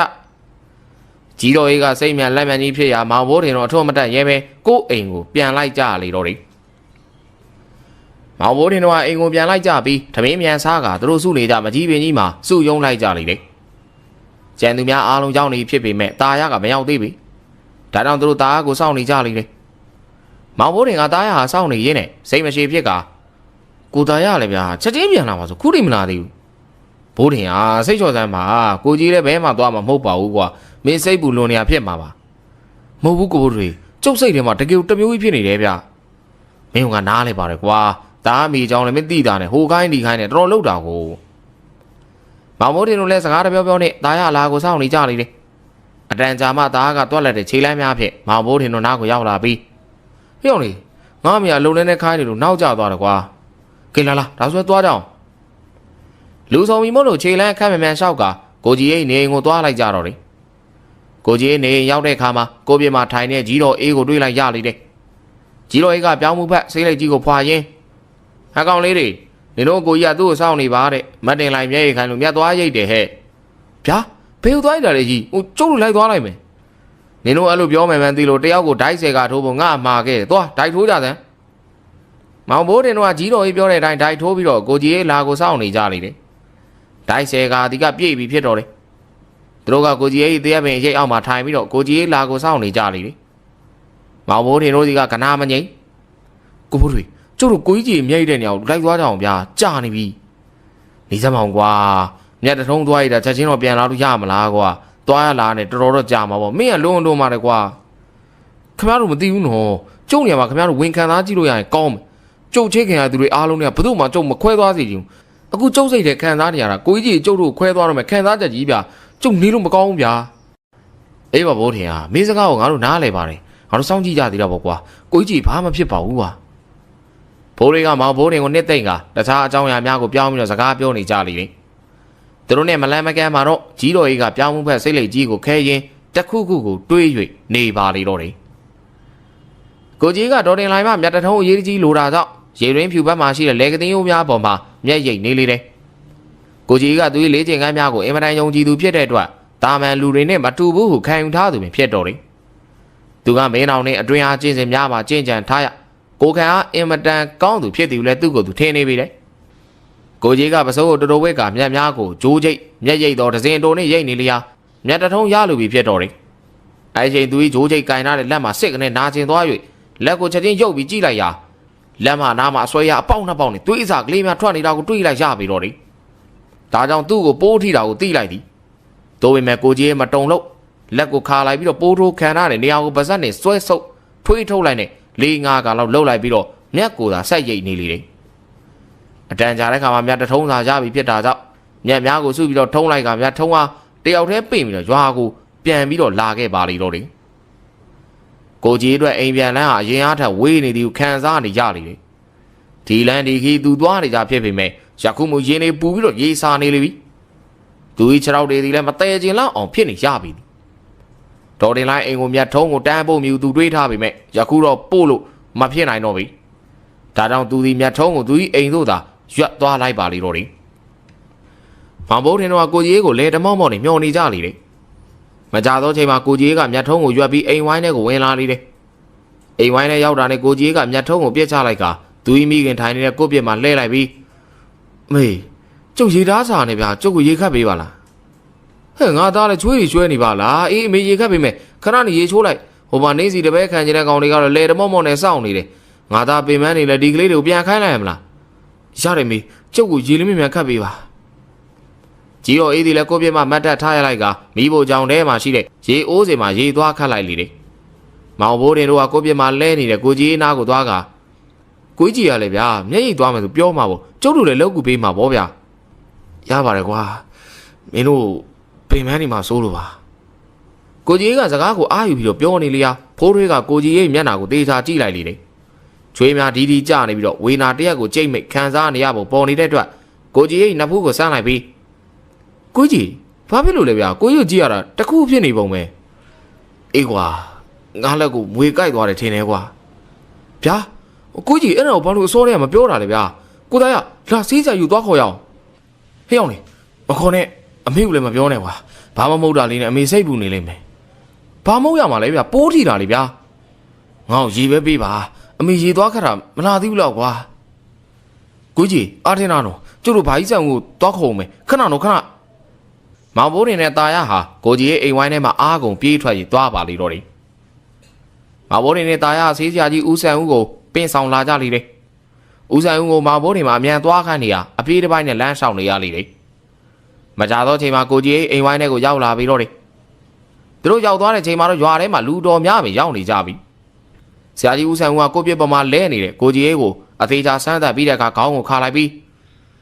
းအချိန်တွေနှောင်းကုန်ပြီမအေးတီးတဲ့စောစောလေးကြုတ်သိရင်ကြုတ်ကင်းနိုင်မယ်ထင်ပါတယ်ဗျာအဲ့ဒါဆိုကျမသားဆုံးပြီမအေးဦးဆန်ဦးမဆုံးပြီလို့ပြောတဲ့အခါကြီးတော်ရဲ့အော်ဟစ်ငိုကြွေးတန်ကထွက်ပေါ်လာလေတော့တယ်မောင်ဘိုးထင်ကအသက်ကင်းမဲ့နေဖြစ်တဲ့ကိုကြီးရဲ့ရုပ်လောင်းကိုကြည့်ကမျက်ရည်များကျလာပြီးသူ့ဘေးမှာရှိတဲ့ตาရကိုတွန်းထုတ်လိုက်ပြီးတော့ကိုသားရခမည်းကြောင့် ကျုပ်တို့ခင်ဗျားကိုစောင့်နေလို့ကိုကြီးကြီးမြတ်သွားရတော့မတားနိုင်တာ တာရကလည်းအနောက်ကိုရိုင်သွားပေမဲ့မောင်ဘိုးတွေကိုစိတ်ဆိုးခြင်းမရှိမိသည့်စကားမှမပြောဘဲကွပ်ပြစ်ပေါ်မှာကိုကြီးရဲ့အလောင်းကိုသာကြည့်နေလီတော့တယ်။အဲနောက်မောင်ဘိုးတွေကသူ့ဤပါကိုသူပြန်ရိုက်နေ၍ဖိုးတွေတို့ကဆွဲထားလိုက်ပြီးဘိုးတွေစိတ်လျှော့ပါကွာ ကျုပ်ကကိုကြီးကြီးတကူဖြစ်တော့မယ်ဆိုတော့ကြိုးသိပြီးမတားနိုင်ဘူးဗျာကျုပ်တားနိုင်မှာကျုပ်လည်းကားကောင်ပဲ အဲဒီချိန်မှာကိုကြီးအိမ်ဝိုင်းထဲကိုရွာလူကြီးနဲ့ဦးအောင်ဝင်လာကြလိမ့်မယ်။ဦးအောင်ကငိုယိုနေတဲ့မောင်ဘိုးတွေနားကိုလာကလူလေးဘိုးတွေမင်းစိတ်ခံစားချက်ကိုငါနားလဲပါတယ်ကွာဒါမဲ့တချို့ຢာတွေကငါတို့တားလို့မရဘူးကွာဖြစ်ချိန်တိုင်းဖြစ်ပြက်ချိန်တိုင်းပြက်ကြမှာပဲဘိုးတွေမင်းတို့ကောင်အိမ်ပြန်ပြီးနားခိုင်းလိုက်ပါအောင်ကွာကျန်တာရွာလူကြီးစီစဉ်ပါလိမ့်မယ်ကဲမင်းတို့ပြန်နားကြအောင်သွားဘိုးတွေတို့ကမောင်ဘိုးထင်ရဲ့ပခုံးကိုဖက်ကကိုကြီးရဲ့အိမ်ဝိုင်းထဲမှာထွက်လာကြလိမ့်တယ်အဲဒီကကိုကြီးရဲ့အိမ်ဝိုင်းသားမှာဒေါ်တင်လိုက်နဲ့စုံတဲ့အခါမောင်ဘိုးတင်ကဒေါ်တင်လိုက်ကိုစူးရဲသွားကြည့်လိုက်ပြီးစိတ်ဆိုးဒေါသထွက်ကစကားကိုဆိုလိုက်လေတယ် ခမ ्या ကြီးမျက်ရိပ်ခိုင်းလို့ကိုကြီးကြီးသေးရတာခမ ्या ကြောင့်ကျုပ်တို့ကိုကြီးကြီးသေးရတာ ဒေါ်တင်လိုက်ကမြည်သည့်စကားမှခုံးတော့မပြန်စိတ်မကောင်းသောမျက်နှာနဲ့ကိုကြီးရဲ့အိမ်ဝိုင်းထဲဝင်သွားလေတော့တယ်ဖိုးတွေတို့ကလည်းမောင်ဘိုးတင်ပခုံးကိုဖက်ကသူတို့အားလုံးမျက်ဝန်းမှမျက်ရည်များစီးကြကဦးဝင်းအိမ်ကိုထွက်သွားကြပါလေတော့တယ်ဦးဝင်းအိမ်ရှိတန်းရတဲ့ကိုပြစ်မှာမောင်ဘိုးတင်တို့အိမ်နေကြလေတယ်တခြားသူများကအိပ်ပျော်မပျော်မသိပေမဲ့မောင်ဘိုးတင်ဒီကတော့အိပ်ပျော်နေပြီဖြစ်တော့တယ်သူကဆိုင်ကြီးတင်ငငိုကြွေးကအိပ်ပျော်သွားခြင်းဖြစ်ပေတယ်တချို့သူများမောင်ဘိုးတင်ကိုအကဲပိုသည်ဟု၎င်းထင်နိုင်ပေတယ်ဒါပေမဲ့မောင်ဘိုးတင်ရဲ့ခံစားချက်ကိုအဲ့ဒီလူများနားလည်နိုင်ပြီမဟုတ်ကြပြီမောင်ဘိုးတင်ဟာကိုကြီးရဲ့မဆုံးခင်ကလေးကကိုကြီးကိုမြင်တိုင်းဝမ်းနဲ့ပူဆွေးနေရသည်မှာကိုကြီးဆုံးတော့မီဟုပြောတော့ရှေ့ပြေးနမိတ်များဖြစ်နိုင်ပေတယ်ကိုကြီးတခုခုဖြစ်မှအောင်တိတိကြီးနဲ့မကယ်တင်နိုင်သည့်အတွက်မောင်ဘိုးတင်ယူကျုံများဖြစ်နေခြင်းပဲဖြစ်တော့တယ်ဒါကြောင့်ဆိုင်ကြီးတင်ငငိုကြွေးနဲ့အိပ်ပျော်သွားခြင်းပဲဖြစ်ပေတယ်အိပ်ပျော်နေတဲ့မောင်ဘိုးတင်ရဲ့အိမ်မက်ထဲမှာတော့ကိုကြီးကဝက်ကောင်းစားလာများကိုဝစ်ဆင်ပြီးသူ့အားခေါ်နေလေတယ်ဘိုးတင်ဟေးဘိုးတင်ကိုကြီးခမ ्या မသေးဘူးနော် အဲ့ဒါကြီးပြောမနေပါနဲ့ကွာအခုငါမင်းကိုလာနှုတ်ဆက်တာ ဗျာကိုကြီးကဖယ်သွားမှာမလို့လေဗျာ ငါကောင်ရငါ့ကိုမိမချောလေးတွေကလာခေါ်နေပြီကွာချောကြလှကြကတော့ကွာငါတို့ရွာမပြောနဲ့တို့နေရဘယ်မိန်းကလေးတွေမှမမိနိုင်ဘူးဟာငါခဏလေးသူတို့နောက်လိုက်သွားတော့မှာငါမင်းတို့သတိရလို့လာနှုတ်ဆက်တာဂျန်တဲ့ကောင်တွေကိုလည်းပြောလိုက်အောင်ငါနှုတ်ဆက်တယ်လို့အေးပါဗျာ ကိုကြီးဝမ်းမနေဘူးလားဗျာကျုပ်တို့ကတော့ဝမ်းနေလို့ငိုလိုက်ရတာဗျာ ဟေးငါမေကိုထားခဲ့ရမယ်ဆိုတော့စိတ်မကောင်းတော့ဖြစ်တာပေါ့ကွာဒါပေမဲ့ငါ့ကိုလာခေါ်နေသူတွေကပြောရွှေနေတာကွာငါလည်းသူတို့ကိုကြည့်ပြီးတော့ပျော်နေရောကောင်ကြီးကဲငါသွားတော့မယ်ကွာမင်းတို့လည်းငါကြောင့်ပူဆွေးမနေကြနဲ့တော့အမေကိုလည်းပြောလိုက်စမ်းပါဦးအကြီးတင်လိုက်စီမှာငါစုထားတဲ့ငွေလေးတွေရှိတယ်လို့အဲ့ဒါယူသုံးလိုက်ဖို့ပြောပြပါကွာပြီးတော့မင်းတို့လည်းငါမေကိုဂူးဆိုင်လိုက်ကြပါအောင်ကွာနော်စိတ်ချပါဗျာစိတ်ချကျုပ်တို့ဂူးဆိုင်ပါမယ်ကဲသွားပြီဘိုးတင်ကံမကုံသေးရင်တော့ပြန်ဆောင်ကြတာပေါ့ကွာကိုကြီးကအဲ့ဒီလိုပြောပြီးတော့လင်းဆက်များအဖြစ်ကိုပြောင်းလဲကတဖြည်းဖြည်းနဲ့ပျောက်ကွယ်သွားလိမ့်တော့တယ်ကိုကြီးမောင်ဘိုးတင်ရဲ့အလံတကြားအော်တန်ကြောင့်ဖိုးထေးတို့အိမ်နေရာမှာကမန်းကနန်းထားလိုက်ပြီးမောင်ဘိုးတင်ကိုကြည့်ကဘိုးတင်ဘာဖြစ်လို့လဲကွာဟိုကျုပ်အိမ်မက်နေရပါဘာမဟုတ်ပါဘူးမောင်ဘိုးတင်သူ့ကိုယ်သူအန်အောနေပြန်နေယခုသူပူဆွေးခြင်းမရှိတော့ပြန်ပြီသို့ပေမဲ့သတိရစိတ်တော့ရှိသေးတယ်အဲ့နောက်အိမ်မက်ထဲမှာဝေကောင်းစားလာများဝစ်ဆင်ထားတယ်ကိုကြီးကိုမြင်အောင်ပြီးတော့ပြုံးလိုက်မိပါလေတော့တယ်ကိုကြီးရဲ့အတူပါကကောင်းမွန်သွားပြီးဆုံးသွားပြီဖြစ်လေတယ်အတူပါလိုက်ဖို့ပေးကြတော့ရွာသားများကကိုကြီးကနှမျောတတာဆိုရှိနေကြတယ်များသောအားဖြင့်လောကီလူသားများသည်ရှိစဉ်ကစိုးကွက်ကိုရှားကြပြီးတေသောခါကျတော့ကောင်းကွက်ကိုရှားပြီးတော့ချီကျူးတတ်ကြပြီလေသို့ပေမဲ့အခုကိုကြီးဒီကအသက်ရှင်စင်ကလည်းသူ့စိုးကွက်ကိုရှားများသလိုဆုံးပါသွားတဲ့ချိန်မှာလည်းစိုးကွက်ကိုရှားများပြီတေမင်းကအကောင်းကြိုက်လွန်လှပြီမိခင်ကြီးပင်မမှာဆိုရင်ထမင်းတော်ကိုယ်တိုင်ချက်ပေးတော်သူမိမယူရင်တော့မိခင်နဲ့မသိမြတ်မှာစိုးသည်ကတကြောင်မိခင်ကြီးကိုလောက်ကန်ကြွေးမွေးပြုစုရမှာလက်ဟာမှာစိုးသည်သူမတေမင်းကစောစီစီခေါ်သွားလိမ့်ပြီဖြစ်တော်တယ်ယခုကိုကြီးအိမ်ဝိုင်းထဲမှာရှိတဲ့ကို့ပြက်မှာကြီးတော်ကြီးထိုင်ပြီးတော့ပြောင်းမှုဖက်စိတ်လေးကြီးကိုဖွာဆိုင်ပြီးတွေးငေးနေလေတယ်မောင်ဘိုးတင်တို့ကကြီးတော်ကြီးနားမှာထိုင်လိုက်ကြချိန်ကြီးတော်ကြီးမှစကားဆူလာကြလေတယ်ခေါင်းလေးတွေနင်တို့ကိုကြီးလည်းမရှိတော့ဘူးလေဘာလာလောက်တာလဲကျုပ်တို့အိမ်မက်ပေးပြီးတော့ကိုကြီးပြောသွားတာရှိလို့ပါဗျာအေးပြောစမ်းမအောင်ဟဲ့မောင်ဘိုးတင်ကသူကြီးအိမ်မက်အကြောင်းကြီးတော်ကြီးကိုပြောပြလိုက်လေတယ်အဲဒီကကြီးတော်ကြီးကပြုံးနဲ့နားထောင်ကငါသားအခုတော့ဝေကောင်းစားလာတယ်ဝစ်ပြီပေါ့ငါဘလောက်အင်းကြီးအသေးဝယ်ပေးသူကမဝစ်ပါဘူးအခုတော့မိမချောလေးတွေလာခေါ်တယ်ဆိုတော့ဝစ်ရပြီပေါ့ မတ်တင်လိုက်ကငါ့ကိုငွေတွေလာပေးပြီးပါပြီဘဝကူးသွားတဲ့ချိန်ဒီငါ့အတွက်ကိုကြည်သွားသေးတာပဲကွယ်ဘာဖြစ်ဖြစ်ငါစိတ်ချမ်းသာတယ်သူအခုဘိုးတင်ပြောပုံရဆိုကောင်းအောင်မောင်ကိုရောက်သွားတဲ့ပုံပဲငါ့ကိုပေးမမတ်လှုပ်ကြွေးပြူစုရတဲ့ဝစ်ငါသားကြီးကျွတ်ပြီပေါ့ဟဲ့ကြီးတော်ကြီးကမောင်ဘိုးတင်တို့ကအငိုမျက်လုံးပြုံးမျက်နှာနဲ့သူဤသားဖြစ်သူကိုကြီးရဲ့เจ้าစကားဆိုနေကြပါလိမ့်တော်တယ်ပျောက်သောသူရှာရင်တွေ့တေသောသူကြာရင်မိတ်ဆိုစကားနဲ့ညီမောင်ဘိုးတင်တို့အချိန်နဲ့ငယ်ကြာတာနဲ့ကိုကြီးရဲ့เจ้าအမြဲတမ်းမပြောပြကြတော့ပါနွားเจ้าလိုက်ငှက်ပစ်လိုက်နေရင်လုံးပုံမှန်ပြောရွှင်နေကြပြီဖြစ်တော်တယ်မောင်ဘိုးတင်တို့တနေ့သောနေ့လည်ခင်းမှာရွာလယ်မှာရှိတဲ့မကြီးပင်ရိပ်မှာလောက်စလုံးလှိမ့်နေချိန်ကြံပွားတယ်ပြိုးဆန်နဲ့လဲတယ်ပဲနဲ့လဲတယ်ပြိုးကြံပွားတယ်ကြီးဟာမောင်ဘိုးတင်တို့လောက်စလုံးလှိမ့်နေရမှာကြော်သွားပြီးရွာထဲကိုဈေးလိုက်ရောင်းနေပါတော့တယ်ကြံပွားတယ်ကြီးအနောက်ကိုဆက်ဆက်ထိမကန်မဲလာတို့အဖွဲ့ခက်လန်းလန်းမှာလိုက်ပါသွားသည်ကိုမောင်ဘိုးတင်တယောက်မြင်လိုက်ရပါလိမ့်တော့တယ်ဒီမှာပရိသတ်များအားလုံးအတွက်ထပ်မံပြီးတော့တင်ဆက်ပေးသွားဖို့ရွေးချယ်ထားတဲ့ဇလန်လေးကတော့အောက်လန်းဘိုးထင်နဲ့ကြံပွားတဲ့အမှုဆိုဇလန်လေးဖြစ်ပါတယ်ဆိုတော့အားလုံးပဲဆင်သွေးပြီဆိုရင်ဒီနေ့ကျွန်တော်ရဲ့တင်ဆက်မှုကိုစလိုက်ကြအောင်ပါခင်ဗျာမြေလက်ဒေသကြီးနေပူပူကိုဖြတ်လို့ရွာထဲကိုဝင်လိုက်ကမှမကြီးတရက်အုံးမင်တို့ရိပ်များကြောင့်နေပူပူမှဖြတ်လာရသောမောပန်းမှုတီကအနှဲငယ်ပြေးော့သွားသည်ထင်မိထို့သောတွင်းနေသူမှာရွာစဉ်လှည့်၍ကြံပွားရောင်းသောကိုပွားကြီးကိုအမိရသောဈေးသည်ကြီးအတွေ့ဖြစ်သည်ဈေးသည်ကြီးအသက်50ရွယ်ဖြစ်ကတပတ်တစ်ထည်ကိုခေါင်းမှာပေါင်းထားပြီးပစိုးအပိုတစ်ထည်ကိုပခုံးနေရာမှာဆလွယ်တိုင်းစီးထားပြီးတော့တောင်းနှလုံးကိုရှေ့တောင်းနောက်တောင်းထမ်းတပိုးဖြင့်ထမ်းကဈေးလေရောင်းနေသောလူကြီးဖြစ်ပေသည်သူသည်ယခုပေပင်ရွာကိုဝင်ရောက်လာပြီးတော့မကြီးပင်ရိပ်အောက်မှာစော်ကစားနေကြသောလူငယ်လူရွယ်လေးများအနားမှာဖြတ်သွားပြီးတော့ရွာထဲကိုလမ်းလျှောက်ရင်းနဲ့ကြံပွားတယ်ပြိုးဆန်နဲ့လဲတယ်ပဲနဲ့လဲတယ်ကြံပွားတယ်ကြံပွားဆိုဒီမှာကြံတကာတစ်စင်းနေလို့ပြောရမည်ဖြစ်ပေတယ်ကြံတကာလောက်မချိုးမမာပြီကြံပွားပုံစံဟာပကံအရာလေးတွေပါတတ်သေးတယ်ကိုက်လက်ကမွားမွားလေးဖြစ်ပေတယ်ဒါကြောင့်တချို့သူများကကြံမွားကိုလည်းခေါ်ဆိုတတ်ကြပါလိမ့်မြေတော်ပင်ဆိုသေးကမှယခုပေပင်ရွာလေးမှာတော့မုတ်လက်ဆောင်မုတ်လက်နှိပ်မုတ်လက်ပွေနဲ့ကြံပွားတဲ့နေ့လေနေကင်းစားကြတော့တီးစားများဖြစ်ကြပေတယ်မုတ်လက်ဆောင်နဲ့မုတ်လက်နှိပ်ကိုဖြစ်ရွာထဲ၌ဝယ်လို့ရပေမဲ့ကြံပွားနဲ့မုတ်လက်ပွေကိုတော့ဈေးသည်ကြီးများလာမှသာဝယ်စားကြပေတယ်မုတ်တယ်များလာရငွေမရှိသောသူများဟာစံသို့မဟုတ်ပဲများဖြင့်လဲစားကြရပေတယ်ကျမတို့ခဏနေပါအောင်ကျမတို့ဈေးဝယ်ခြင်းလို့ဈေးသည်ကြီးဦးဘွားကြီးဟာကြံပွားဟုအော်ရင်းနဲ့ဈေးရောက်နေစဉ်မှာသူ၏နောက်ကျောဘက်မှာကလေးမလေးများအတန်ကြားရပြီးနောက်ကိုလှည့်ကြည့်လိုက်လေတယ်အရင်တော့ပခုံးမတဘိုးဖြင့်ထမ်းလာတဲ့ကြံပွားတောင်းများကိုအောက်သို့ချကာကလေးမလေးများအလားကိုစောင့်လိုက်ပြီးဟဲ့ကလေးမလေးတွေဘယ်နှချက်ယူမလဲတစ်ချက်ဆိုတော့ဈေးများလိုက်တာဈေးသည်ကြီးကမြတ်ကြီးစားတာပဲကလေးမလေး၃ယောက်ထဲမှခတ်တွတ်ကလေးမလေးမှစကားဆိုလျာဈေးမကြီးပါဘူးဦးကြီးကဈေးမှန်လို့ရောင်းတာပါကွယ်မသိတာမှတ်လို့ဈေးအောင်ဝင်ပြန်ကျမတို့ရွာနောက်ဘက်ကကြံငင်းနေကြံုံတွေချိုးပြီးတောင်းနဲ့ထည့်သွားတာပြီးရင်ကြံပွားလောက်တာမဟုတ်လားညီတို့ကလည်းမချိုးပါဘူးဟာကျမတို့ပြီးခဲ့တဲ့ဘက်ကကြံဟင်းရွာသွားခုတော့ဈေးသိကြံုံတွေချိုးပြီးဓာတ်နဲ့ပိုင်းပြီးတောင်းနဲ့ထည့်နေတာတွေ့တယ်နော်ဟောဒီကလေးမလေးကတော့ငါ့ကိုဝိုင်းရအောင်ပြောနေပြန်ပါပြီကဲဘယ်နှချက်ယူမှလဲပြောကျမတို့က3ယောက်ဆို2ချက်ပဲပေးအသေးတွေပဲပေးအသေးကပြား90မလားအေးဟုတ်တယ်ငါအသေးဈေးပြောဖို့မေ့နေတာပေးငွေတော့ကျမတို့တော့လိုက်ယူအခုမပါသေးဘူးအိမ်ကမေကဝယ်ခိုင်းလိုက်တာဟုတ်တယ်မဲလားမေကဝယ်ခိုင်းလိုက်တာကျမတို့တော့လိုက်ခဲ့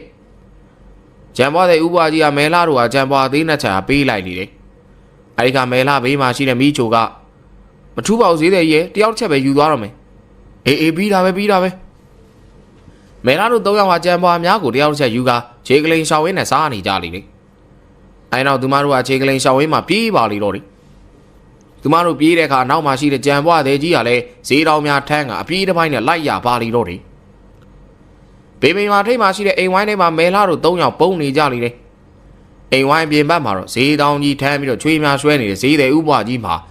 တပတ်အားကောင်းမင်းမပေါင်းနိုင်ပဲရှိနေလေတယ်အဲနောက်အိမ်ဝိုင်းထဲကိုကြီးကကလေးမလေးတွေငါကြံပွားဖို့ပေးအောင်လေစကားတန်ကပြန်မလားဒါကြောင့်ဥပွားကြီးလည်းစကားဆက်ဆိုလိုက်လေတယ်ညီတို့ပုံကြည့်ရတာလူလိမ်မာလေးနဲ့မတူပါဘူးငါကြံပွားဖို့တစ်ချက်ပြား90ပေးပါဦ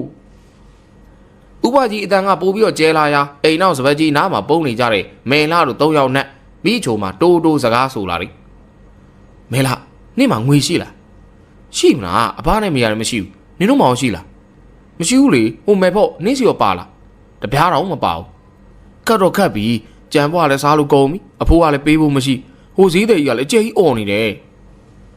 မိချုံမှာစိတ်မသက်မသာညီးတွားနေလေရမဲလာကပါတစ်ချက်ပြုံးလိုက်ပြီးငါတို့ဈေးဝယ်တာရွာတွေကဘယ်သူမြင်လဲဘယ်သူမှမြင်ဘူးလေလာကြဒါဆိုဈေးသည်ကြီးညင်းလို့ကြတာပေါ့တော်ကြအဘတို့စီတောင်းရင်ငါတို့ရိုက်ခံမှာတော့မဲလာဦးဆောင်ပြီးတော့သူမတို့အိမ်ဝိုင်းရှိကိုထွက်လာကြလေတယ်ဈေးသည်ကြီးဦးဘွားကြီးကမဲလာတို့မြင်တဲ့အခါကဲကလေးမလေးငါကြံပွားဖိုးပြီးတော့ငါဈေးအောင်မှနောက်ကျနေပြီဦးဘွားကြီးမအဲ့လိုပြောတဲ့အခါမဲလာတို့ကပြောတဲ့စကားကိုနားမလည်ဟန်ပြုတ်နေကပါဇက်မှလည်းဈေးသည်ဘာတွေပြောနေရလဲကျမတို့ဈေးမွေသေးဘူးသွားတော့ဟဲ့ကလေးတွေနင်တို့စားတော့ကစားပြီးအဖိုးတော့မပေးချင်ဘူးလားဘာမှမမွေတာဘာဖူးပေးရမှာမွေသေးဘူးပြန်တော့လူကြီးလည်းမရှိဘူးဟဲ့ကလေးမတွေငငယ်ရွယ်နဲ့လူလိမ်မာလေးတွေဖြစ်နေပြီလားကြံပွားအဖိုးကအများကြီးမဟုတ်ဘူးညီတို့တွေလိမ်နေတာမကောင်းဘူးငါကြံပွားဖို့ပေးပါအော်ကတ်လိုက်တဲ့ကြံပွားတဲ့ကျမတို့မွေတာဘာဖိုးတွေပေးရမှာလဲလို့တခြားနေမှာသွားရောက်ကြည့်နေတော့ကလိန်နေတာပဲပေပင်ရွာသားတွေရိုးလာနဲ့ငငယ်ရွယ်လေးတွေကတော့လိန်တက်နေပါလားလူလိန်မာလေးတွေငါကြံပွားအဖိုးငွေပေးမှလားမပေးဘူးလားဘာမှမယူတာပေးစရာမလိုပါဘူးဈေးတွေထတ်တော့ရင်နော်ဟိုမှာအိုးချမ်းပဲတွေ့လားအဲ့ဒါနဲ့ကျမတို့ပြစ်မှာနော်ဘယ်လာကအိမ်ဝိုင်းဝက်ကဘေးမှာရှိတဲ့အိုးချမ်းပဲများကိုလက်ညှိုးညွန်၍စကားဆိုလေတယ်နင်တို့ကိုမိဘတွေကမဆုံးမကြဘူးလားတော်ဆိုးတဲ့လူလိန်မာလေးတွေဟာတော်စကားများတဲ့ဈေးတွေပဲအိုးချမ်းပဲနဲ့ပေါက်ကြဟဲ့မဲလာဒီခြေသုံးမှာပြီးသွားပြီးတော့အိုးချမ်းပဲများယူကဈေးတွေကြီးကပြစ်ပေါက်ကြလေတယ်မဲလာနီလူမဲဖောနဲ့မိချိုတို့ကလည်းဈေးတွေဥပွားကြီးကိုအိုးချမ်းပဲနဲ့ပြစ်ပေါက်လေရမဆောင်သာတော့ပဲအိုးချမ်းပဲတစ်ခုကဥပွားကြီးရဲ့ခေါင်းကိုမှန်၍သွေးများဖြာထွက်လာလေတော့တယ်ဈေးတွေကြီးကသူ့ရဲ့ခေါင်းကိုပခုံးမှာပတ်ထားတဲ့ပစိုးနဲ့ဖိကဈေးတောင်ထန်းတဘိုးကိုထမ်းလို့ငိုယိုကအိမ်ဝိုင်းဝမှာထွက်ခွာသွားခဲ့ပါလေတော့တယ်လောက်စလုံးလိမ့်နေတဲ့မောင်ဘိုးထင်တို့နားကိုကြံပွားတဲ့ဥပွားကြီးရောက်လာလေတယ်ငိုယိုနေပြီးတော့ခေါင်းကိုပစိုးဖြင့်ဖိထားတဲ့ဈေးတွေကြီးကိုမောင်ဘိုးထင်တို့မြင်တဲ့အခါဈေးတွေဘာဖြစ်လာလဲဗျဘာလို့ငိုနေရလဲလာဒီမကြီးပြင်ရိပ်မှာထိုင်အောင်မောင်ဘိုးထင်တဲ့ตาကြီးကဈေးတွေကြီးဈေးတောင်ထမ်းထားတဲ့ထန်းတဘိုးကိုမပြီးတော့အောက်ကိုချပေးလိုက်ကဈေးတွေကြီးကတွဲပြီးမကြီးပြင်ရိပ်မှာထိုင်နေစီတော့တယ်အဲဒီနောက်ခေါင်းမှာဖိထားတဲ့ပစိုးကိုဖယ်လိုက်ချိန်သွေးများစီးကြနေတာကိုတွေ့တဲ့အခါမောင်ဘိုးထင်တို့ကြပြမေးလိုက်လေတော့တယ်ဈေးတွေဘာဖြစ်တာလဲပြောညှော့သားကြုံမနိုင်ရောသွားခုကြည့်ကွာဈေးတွေယူသွေးတဲ့အောင်လုပ်ပေးရမယ်တာရင်နဲ့ပေတူးအားမကြီးပဲရိတ်မှထားသွားပြီးကြုံမနိုင်ရွက်ပြေးရှာနေလေတယ်မောင်ဘိုးရန်ဈေးတွေကြီးရဲ့ဒဏ်ကိုပစိုးဖြင့်တုပ်ပေးကဈေးတွေတော်နာနေလားခဏနေကြုံမနိုင်ရွက်ရေညစ်ပြီးတိတ်ပေးမယ်ပြီးတော့ပတီးစီးပေးမယ်နော်မောင်ဘိုးရန်ကသွေးများပေနေတဲ့ဈေးတွေကြီးရဲ့ပစိုးကိုဖျဲမိကြမ်းနေစဉ်ဈေးတွေကြီးမှမဖျဲရတားလိုက်ပြီးငါတူရတယ်ဦးလေးပစိုးကိုမဖျဲပါနဲ့ကွာဦးလေးမှာပစိုးကောင်းတာကတိတ်မရှိလို့ပါနွမ်းပါဟန်ရှိတဲ့ဈေးတွေကြီးကိုမောင်ဘိုးရန်အတော်မင်းတနာမိသွားတော့တယ်ဒါတော့မောင်ဘိုးရန်ကသူဝစ်ထားတဲ့ပစိုးစားကိုဖျဲလိုက်ပြီးပတ်တီးလုံးရန်ကြမ်းလိုက်လေတယ်မကြသောချိန်မှာပေတူးနဲ့တာရီတို့ရောက်လာပြီးလက်ထဲမှာကြုံမနိုင်ရွက်များပါလာကြလေတယ်အဲနောက်မောင်ဘိုးထင်ကကြုံမနိုင်ရွက်များကိုထုလိုက်ပြီးတော့အရင်ညစ်ကဈေးတွေကြီးရဲ့ဒဏ်ရာတွေကိုထည့်လိုက်ပြီးအဖက်များကိုတိတ်ပြီးတော့မောင်ဘိုးထင်ပစိုးစားဖြင့်ပတ်တီးစီးပေးလိုက်ပါတော့တယ်ဈေးတွေကြီးကသူ့ဟာတနာကျင်လာစွာကူညီပေးနေတော့မောင်ဘိုးထင်ကကျေးဇူးတင်လို့၍သူ၏ဈေးတောင်းထဲမှာကြံပွားများစားရန်ပေးလေတယ်ခေါင်းလေးတွေကြံပွားအလကားစားကြကွာငါကြွေးပါတယ်မစားပါဘူးဗျာဈေးတွေလည်းနေဘူးဈေးအောင်တာဘယ်တက်တာမလဲမစားရပါဘူးကဲဟိုကောင်နေမင်းတို့စားခြင်းငါဝယ်ကြွေးမယ်ဈေးတွေကိုငါတို့အားပေးလိုက်အောင်မောင်ဘိုးတင်ကဈေးတွေကြီးကိုငွေနှစ်ချက်ပေးကကြံပွားအကြီးနှစ်ချက်ယူလိုက်လေတယ်ဈေးတွေကြီးကအသေးတစ်ချက်အတင်းပိုပေးလေရညင်းမရပြီယူလိုက်ရပြီလေအဲဒီနောက်မောင်ဘိုးတင်ကဈေးတွေကြီးဟာဈေးတွေတန်းနဲ့ဒဏ်ရာကဘလို့ဖြစ်ပြီးရလာတာလဲဗျငါရှုံမလေးတွေပေါ့ကွာငါစီကကြံပွားဝယ်ပြီးသူတို့အိမ်ရောက်တော့မဝယ်ဘူးညင်းလို့ပြီးအိုးချမ်းမဲနဲ့ပေါက်တော့တာပါပဲကွာဟင်သူတို့ပုံစံတွေကဘလို့တွေလဲဈေးတွေရဲ့ကြံပွားတဲ့ကြီးကလည်းမောင်ဘိုးထင်တို့ဟာမဲလားတွေပုံမှန်တရံတို့ဟာပြောပြလိုက်ရာတာအေးမှာကောင်းချိန်ပြီးတော့စကားဆိုလာလေတော့တယ်အဲ့တော့မဲလားတို့ကသိကြတယ်ဒီလိုလုပ်တာတော့ငါလက်မခံနိုင်ဘူးတာအေးနဲ့ပေတူမင်းတို့ကကိုဘိုးတွေအပေါ့အချိုးချောင်းသွားပြောကွာငါဈေးတွေယူအိမ်ခေါ်သွားမယ်ထမင်းကျွေးပြီးတော့ဈေးလေရောင်းမရောင်းလို့မင်းတို့ရွာလူကြီးကိုတိုင်ပြီးငါ့ဟိလာခဲ့ကြကြားလားမောင်ဘိုးတင်ကပေတူးနဲ့တာကြီးကိုသေချာမာနေလေတယ်ဥပါကြီးကမောင်ဘိုးတင်ကိုကြည့်ကခေါင်းလေးရပါပြီငါဈေးလေရောင်းပြီးညနေပြန်တော့မှာပါညနေပြန်ငါမပြန်ပြကျုပ်ရင်လိုက်ခဲ့ထမင်းစားပြီးတော့အိမ်မှာတီးမောအိပ်ပြီးစောင့်ကျုပ်တို့ဈေးရောင်းမိမယ်ဈေးတဲ့ရဲ့ဒဏ်ရာမသေးဘူးဗျနေရာလဲပူနေပြီကျုပ်ပြောစကားနားထောင်မှာဗျနော်မောင်ဘိုးတင်ကဥပါကြီးရဲ့ကြံပွားတောင်းအားဓဘိုးနဲ့ချီထားတဲ့ကျိုးကိုတိုးလိုက်ပြီးတော့ဈေးတောင်နှလုံးကြားထဲဝင်၍ထန်းတဘိုးကိုထန်းကဈ ည်းသည်ကြီးကိုသူ့နောက်ကိုလိုက်ပါစေပါလီတော့တယ်မောင်မိုးတင်ဟာရှေ့မှဈေးတောင်း2000ကိုချိုထမ်းပြီးတော့နောက်မှာတော့ဈေးသည်ဥပွားကြီးမှာပတ်တီးကြီးနေဖြစ်ပြီးမောင်မိုးတင်ရဲ့ပစိုးအောက်နားစာတော်တော်များများသည်ကရှိမနေတော့ပါဈေးသည်ကြီးကသွေးပိန်နေတဲ့သူ၏ပစိုးလေးဟာနှံ့မျောနေတာကြောင့်မောင်မိုးတင်မှာနွမ်းပါသောဈေးသည်ကြီးကိုထင်းကားသူ၏ပစိုးကိုဖျဲပြီးတော့ဈေးသည်ကြီးခေါင်းကပတ်တီးစီးပေးထားခြင်းဖြစ်တော်တယ်ဦးအောင်ကအိမ်ရှိတန်းရမှာထိုင်နေနဲ့အိမ်ဝိုင်းထဲကိုလူစိမ်းတယောက်ကိုခေါ်လာပြီးဈေးတောင်း2000ကိုထမ်းရလာတယ်မောင်မိုးတင်ကိုမြင်တဲ့အခါကောင်းလေးဘာလို့ထမ်းလာတာလဲကွာ။အော်ဧည့်သည်လေးပါလာတာကိုဟုတ်တယ်ဗျာရွာထဲကကမြင်းမလေးတွေပေါ့ဈေးသည်ကြီးရဲ့ကြံဘွားဝယ်စားပြီးတော့ကြံဘွားအဖိုးမပေးချင်တာအိုးချမ်းမဲနဲ့ပေါက်လို့ဈေးသည်ကောင်းကွဲသွားတယ်ဗျာအဲ့ဒါဒီမှာခဏနာဖို့ခေါ်လာခဲ့တာဟောအေးကဲလာဒီမှာထိုင်ကြကျုပ်ကမထိုင်တော့ပါဘူးဗျာဈေးသည်ယူထမင်းကျွေးပြီးဟိုကောင်လေးရောက်มาတဲ့အကြိုက်ပဲအဖဘိုင်းချက်လေးဗျာကြက်သားကောင်လေးရဲ့ထမင်းကတော့မေးတယောက်စာပဲရှိတော့မယ်ထင်တယ်ရတယ်ဗျကျုပ်ကဈေးသည်ကြီးကကြံဘွားစားခဲ့ပြီးခဏဗျာကျုပ်ဒီတန်းရောက်ပဲထမင်းယူလာခဲ့လိုက်မယ်မောင်မိုးတင်ဟာထမ်းထားတဲ့ကြံဘွားကိုအောက်ကိုချလိုက်ပြီးမိဘကြောင်ဘက်ကိုအလင်းမြန်သွားကထမင်းနဲ့ဟင်းကိုယူပြီးတော့ဈေးသည်ဥပွားကြီးကိုထမင်းစားစီတော့တယ်မကြတော့အချိန်သားရင်းနဲ့ပေတူးတို့ရောက်လာတာမဟုတ်လို့ဦးကြီးအားကြံဘွားဈေးကိုမေးက3ယောက်သားဈေးတောင်းကိုတာအေးကိုထမ်းခိုင်းလိုက်ပြီးဦးအောင်အိမ်မှာထွက်သွားကြလိမ့်တော့တယ်ကြံငယ်သောဦးအောင်ကထမင်းစားနေတဲ့ဈေးသည်ဥပွားကြီးကိုတေချာကြည့်လိုက်ပြီးအင်းဝိဇ္ဇာဘလို့ဖြစ်တာလဲဗျာဈေးသည်ဥပွားကြီးကဦးအောင်စကားကိုမြည်သည့်ခွန်းတုံပြန်မှုမှမလုပ်ထမင်းကိုသာအားရပါရစားနေပါလိတော့တယ်ဟဲ့အောင်လေရွာလူကြီးကိုအကျိုးကြောင်းပြောတာဘလို့လဲရွာလူကြီးမရှိလို့မပြောခဲ့ရပါဘူးကွာအေးကွာတိုင်နေပါနဲ့တော့ငါတို့ဒီတိုင်းပဲကူညီလိုက်ကြတာပေါ့ကြံပွားတယ်ဗျိုးကြံပွားတယ်အကြီးတစ်ချက်တစ်ချက်အသေးတစ်ချက်ပြား90မောင်ဘိုးနဲ့ပေတူးနဲ့တာရီတို့ရွာထဲကိုလှည့်ပြီးကြံပွားရောက်နေကြလိမ့်တယ်ကြံပွားမှာရောင်းမကောင်းပြီအဲ့ချိန်မယ်လာတို့အိမ်ဝိုင်းသားကိုရောက်လာကြလိမ့်တယ်အိမ်ဝိုင်းဝါမှာရက်နေတဲ့မယ်လာတို့3ယောက်ဟာမောင်ဘိုးထင်တို့ခါထောက်ကြည့်ကအတန်ခက်ဆာဆာနဲ့အော်ခေါ်နေလိမ့်တယ်ကြံပွားတယ်လောင်းဘာလဲလူလိမ်မတွေနင်တို့ကဈေးသည်ယူအိုးကြမ်းနဲ့ပေါက်တာအားမရလို့ငါတို့ကပေါက်အောင်မလို့လားမသိဘူးဟမ်မလာဘူးမောင်ဘိုးထင်တို့ကမယ်လာတို့နားကိုမသွားပဲလှဲလန်တိုင်းသူမတို့ကိုကြော်သွားရာမယ်လာတို့လည်းစိတ်တူဒေါသထွက်ပြီးတဲ့နောက်မှာကြိမ်ဆဲနေကြလိမ့်တယ်မောင်ဘိုးထင်တို့ဟာဈေးဝယ်သူတိတ်မရှိတာကြောင့်အကြံအိုက်နေကြလိမ့်တယ်ဘိုးထင်ဘာလို့လူတွေကဈေးမွေတာလဲကွာမသိဘူးလေကွာငွေမရှိလို့နေမှာပေါ့ငွေမရှိလဲဆန်နဲ့လဲရနေအောင်အဲ့တော့မောင်ဘိုးထင်ကခေါင်းကိုညှိတ်ကငါသိပြီကွာရွာတွေကအကြီးတောင်းရဲ့မုတ်လက်နှိမ့်နဲ့ဒွေးလေးမြိုင်မုတ်လက်ဆောင်တော့မွေတာဖြစ်ရမယ်။ဤဟုတ်တယ်။အဲ့ဆိုငါဘယ်လိုလုပ်ကြ။လာပေတူငါပြောပြမယ်။ဈေးသည်ကြီးကိုတို့ရွာသူတွေကအနိုင်ကျင်တာဆိုတော့ငါတို့ကူညီမရမယ်ကွာ။ဘာဖြစ်ဈေးသည်ကြီးကြံပွားတဲ့ကုံမှုအရေးကြီးတယ်။အဲ့တော့မောင်ဘိုးနေကပေတူးနဲ့တာရီကိုလမ်းလျှောက်ရင်းသူတို့ပြုတ်လို့ရမယ်အရာများကိုပြောပြတိုင်ပင်နေကြပါလိမ့်တော့တယ်။အကြီးတောင်းကသူကြီးအိမ်မှာထညက်ကြီးကျိုးနေလေတယ်။အိမ်ရှိစပွဲမှာတော့မုတ်လက်နှိပ်ဘန်းကြီးဟာဝါအုပ်ဆောင်ပြီးအုပ်ထားလေတယ်။မောင်ဘိုးထင်တို့ကရီးတောင်းအိမ်ကိုရောက်လာကြပြီးတော့သူတို့ရဲ့ကြံပွားတောင်းကြီးကိုလမ်းမှာဆုံတဲ့ဖိုးတွေကခဏပေးလိုက်ပြီးဖိုးတွေအိမ်မှာတိန်းထားစီကခဏနေမှလာယူမီကိုပြောခဲ့ကြလေတယ်။မောင်ဘိုးတွေကမီးကျွင်းလေးတူးထားတဲ့ထဲမှာထညက်ကြီးကြိုနေတဲ့ရီးတောင်းသားကိုသွားပြီးရီးတောင်းမဟုတ်သွားရောက်တော့မှလားဗျ။ဟုတ်တယ်လေနင်တို့ဘာလာလောက်တာလဲမဟုတ်ဝယ်ကြမလို့လား။မဟုတ်ပါဘူးဗျာအရီးတောင်းရဲ့ထညက်ကြီးကြိုနေလေသိကျင်လို့လာကြည့်တာပါ။အေးထညက်ကြီးကြိုရင်ကောင်းတဲ့ထညက်300တယ်ကွယ်။ဟုတ်ကဲ့ကြီးထညက်ရီကိုတန်ရှင်းအောင်ပိတ်စားနဲ့ခံရသေးတယ်ဟဲ့ရေးစစ်သဘောပေါ့မောင်မိုးတင်ကရီးတောင်းကိုသူမသိတာများမေးမြန်းပြီးတော့အဲ့ဒီချိန်မှာပေတူးနဲ့တာရီဟာဝါအုပ်ဆောင်နဲ့အုပ်ထားတဲ့မုတ်လက်နဲ့ဘန်းကြီးကိုလစ်ပြေးသွားပြီဖြစ်တော့တယ်အရီးတောင်းကသူ့မုတ်ဘန်းကြီးမရှိတော့တာကိုမသိ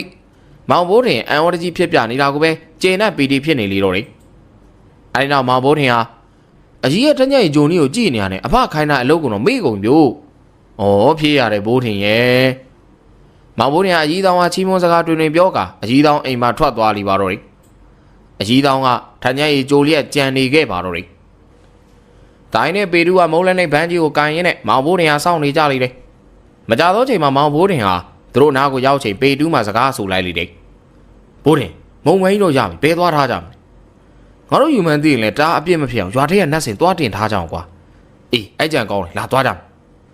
မောင်ဘိုးတင်တို့ကရီးတောင်းရဲ့မုံလက်နဲ့ဘန်းကြီးကိုရွာထိပ်မှာရှိတဲ့နတ်စင်မှာတည်ထားလိုက်လိမ့်တယ်အဲ့နောက်သူတို့ခြေဦးလဲမိနေရာဒီကရွာတော်ပိုင်းမှာရှိတဲ့ဒွေးလေးများကြီးအိမ်တို့ဖြစ်ပါတော့တယ်မိုးလက်ဆောင်ပိုင်းများရေစိန်နေတဲ့ဒွေးလေးများကြီးနားကိုမောင်ဘိုးတင်တို့ရေဦးတစ်လုံးထိုင်းပြီးတော့ရောက်လာကြလိမ့်တယ်အဲ့နောက်ပေတူးကဒွေးလေးများကိုစကားဆိုလိုက်လိမ့်တယ်ဒွေးလေးမိုးလက်ဆောင်မရသေးဘူးလားဘာဝဲခိုင်းလဲလို့ဗျအေးပေတူးရေခဏဆောင်ဟေးဒါနဲ့ဘာဒွေးလေးရောမရှိဘူးလား နေဘာတွေကဘယ်တော့မှရှိဘူးလို့တော့ဟုတ်ကဲ့အဲ့ဒါကျုပ်တို့ဟိုနားမှာစောင့်နေမယ်နော်အေးတွေးလေးများပေတူးနဲ့ဆွေမျိုးတော်ဆသူဖြစ်ပြီးတယ်သူဤတူတော်မောင်ပေတူးဟာထညက်ရီအိုးနားမှာသွားဆောင်မှုခွင့်ပြုလေရာမောင်မိုးထင်တို့ဝမ်းသာသွားကြလေတယ်အဲ့တော့ပေတူးဟာသူတို့တဲလာတဲ့ရေအိုးကိုတွေးလေးများထညက်ရီအိုးနေရာမှာအစားထိုးပြီးတော့ချပေးထားလိုက်ကထညက်ရီအိုးကိုပတ်ထားတယ်ပစိုးအားသူတို့တဲလာတဲ့အိုးမှာပတ်ပေးလိုက်ပြီးထညက်ရီအိုးကြီးကိုမပြီးတော့တွေးလေးများတို့အိမ်မှာထွက်သွားကြပါလိမ့်တော့တယ်ထညက်ရီအိုးထမ်းထားတဲ့ပေတူးဟာမောင်မိုးထင်တို့ကြီးကဓာတ်ကြီးကိုဘယ်နာထားမလဲထူးပေါ့ကွာရွာဝင်ညောင်မင်းအောက်ကရေဦးစင်မှာသွားတင်ထားအောင်အေးအဲ့ဒါပဲကောင်းအဲ့နောက်စိတ်တူကိုယ်တူမောင်မိုးတင်တို့ဟာထညက်ရီအိုးကြီးကိုထမ်းကရွာဝင်ညောင်မင်းမှရေဦးစင်ပေါ်ကိုတင်ထားဖို့ထွက်သွားကြပါလိမ့်တော့တယ်မောင်မိုးတင်တို့ဟာဖိုးထွေးတို့အိမ်မှကြံပွားများကိုပြန်ယူကထမ်းပြီးတော့ဈေးပြန်ရောက်နေကြပြန်နေကလေးများမိုးလက်နှိပ်လည်းမရမိုးလက်ဆောင်လည်းမရသဖြင့်ငိုယုံနေလေရာမောင်မိုးတင်တို့ကြံပွားကိုသာခေါ်ပြီးတော့ဝယ်ရလေသည့်အတွက်အတော်ကိုဈေးရောက်ကောင်းနေပြီးတော့တယ်ကြံပွားတယ်ဗျိုးကုံတော့မယ်နော်မြန်ဝယ်မရတော့မယ်မိုးလက်ဆောင်လည်းမရဘူးမိုးလက်နှိပ်လည်းမရဘူးကြံပွားပဲရှိတယ်နော်ကြံပွားတယ်ဗျိုးဟျောပြီးသူဘော်ဒီလျှောက်အောင်နေတယ်တော်ကြောင်ငါ့ကိုလှုပ်ထားတဲ့ဟာရိပ်မိသွားအောင်ဟိုအေးမိသွားလို့ပါကွာလာကြံပွားတွေလည်းကုံတော့မယ်ဆိုဈေးသိအချိန်ပြီးပြန်လို့ရအောင်သွားတော့ကွာ3ချက်ကြံသေးတယ်ကွာအဲ့ဒါတော့ကိုဘိုးလေးနဲ့ကိုသားရောက်ဝယ်ခိုင်းအောင်ကြီးကိုဘိုးလေးတို့အိမ်သွားကြမယ်အဲ့ဒီမှာကိုသားလည်းရောက်နေမယ်ထင်တယ်အဲ့ဒီလိုနဲ့မောင်ဘိုးတင်တို့3ယောက်ကြံနဲ့ကြံပွား3ချက်ကိုရောင်းဖို့အတွက်ဘိုးလေးတို့အိမ်ကိုခြေဦးလှည့်လိုက်ကြပါလေတော့တယ်မောင်ဘိုးတင်တို့ရွာလူကြီးအိမ်ဝိုင်းထဲကိုဝင်လိုက်ချိန်ရွာလူကြီးနဲ့စကားပြောနေတာကိုတွေ့လိုက်ရတဲ့လူ2ယောက်ကြောင့်နောက်ကျောင်းပြန်လှည့်ပြီးပြုတ်နေစင်းမှာရွာလူကြီးရဲ့အတန်အိုးကြီးကထွက်ပေါ်လာလေတယ်ဟေးကောင်လေးဘယ်ကိုပြန်လှည့်မလို့လဲမင်းတို့ကောင်လေးဖိုးတွေကိုရှာခေါ်ခိုင်းနေတာအခုတော့စိုက်တဲ့မြငါးစီရောက်လာတာပဲဟန်ကြတယ်ဟေ့ဒီကနှစ်ယောက်ကဘယ်သူတွေလဲလို့ကြည်စမ်းမအောင်ကွာရွာလူကြီးကသူကြီးမျက်နှာချင်းဆိုင်တန်းရမှာထိုင်နေတဲ့သူနှစ်ဦးကမျက်စာပြစ်ပြပြီးမေးနေလေရာဈေးတောင်း2000ကိုတဘိုးနဲ့ထမ်းထားတဲ့ပေတူးကဟိုဒွေးလေးမြိုင်နဲ့အကြီးတောင်းပါဩဟုတ်လားအေးငါတော့မင်းတို့ပြောမှသိတယ်ဟမ်လာခဲ့ကြရေကောင်နေဒီဟုတ်လားမောင်မိုးတင်ကကိုကုန်းနဲ့ရွာလူကြီးနားကိုသွားလိုက်ကပေတူးကရွာလူကြီးကိုမျက်နှာချိုသွေးရိပ်ဘိုင်းဟိုလေးကြံပွားလေး3ချက်ကြံတာအားပေးမလို့လားယင်မင်းမေကြီးတော့အားပေးရမှာဗမာလဲမတောင်းရဲ့လက်နှိပ်ပန်းနဲ့မှတ်မြရဲ့ထညက်ရီအိုးဗမာတော့ဟာကျုပ်တို့ဘယ်သိမလဲဗျာအကြီးတော့မုတ်လက်နှိပ်ပန်းကိုကျုပ်တို့ကရွာထိတ်နဲ့စင်တင်းစရာလားဗျာဟုတ်တယ်လေဒွေးလေးမြန်ရဲ့ထညက်ရီအိုးလဲကျုပ်တို့ကရွာဝင်ရေဦးစင်ထားစရာလားလို့ဘေဒူးနဲ့တာရီတို့စကားကြောင့်မောင်ဘိုးထင်ကသူကြီးမျက်နှာထားစရာနေရာမရှိတော့ပြီရွာလူကြီးနဲ့အကြီးတောင်းပါဝင်ဒွေးလေးမြိုင်ဟာတာရီနဲ့ပေတူးကိုစိုက်ကြည့်နေကြပြီးအကြီးတောင်းမှခက်ပြက်စကားဆိုလိုက်လေတော့တယ်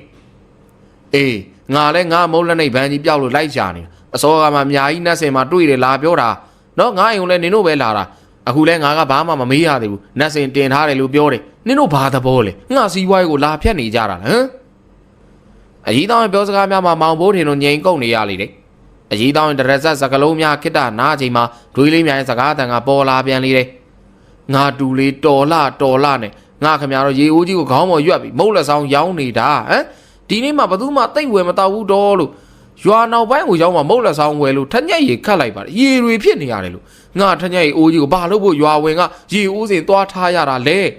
ဲအခုကလေးတွေကရွာဝင်ရေအိုးစင်မှာထညက်ရီတွေဆိုတာနဲ့ငါသွားကြည့်တော့အိုးပဲကြံတော့တယ်နေတော်ရက်ဆက်ပါလားပေတူးရဲ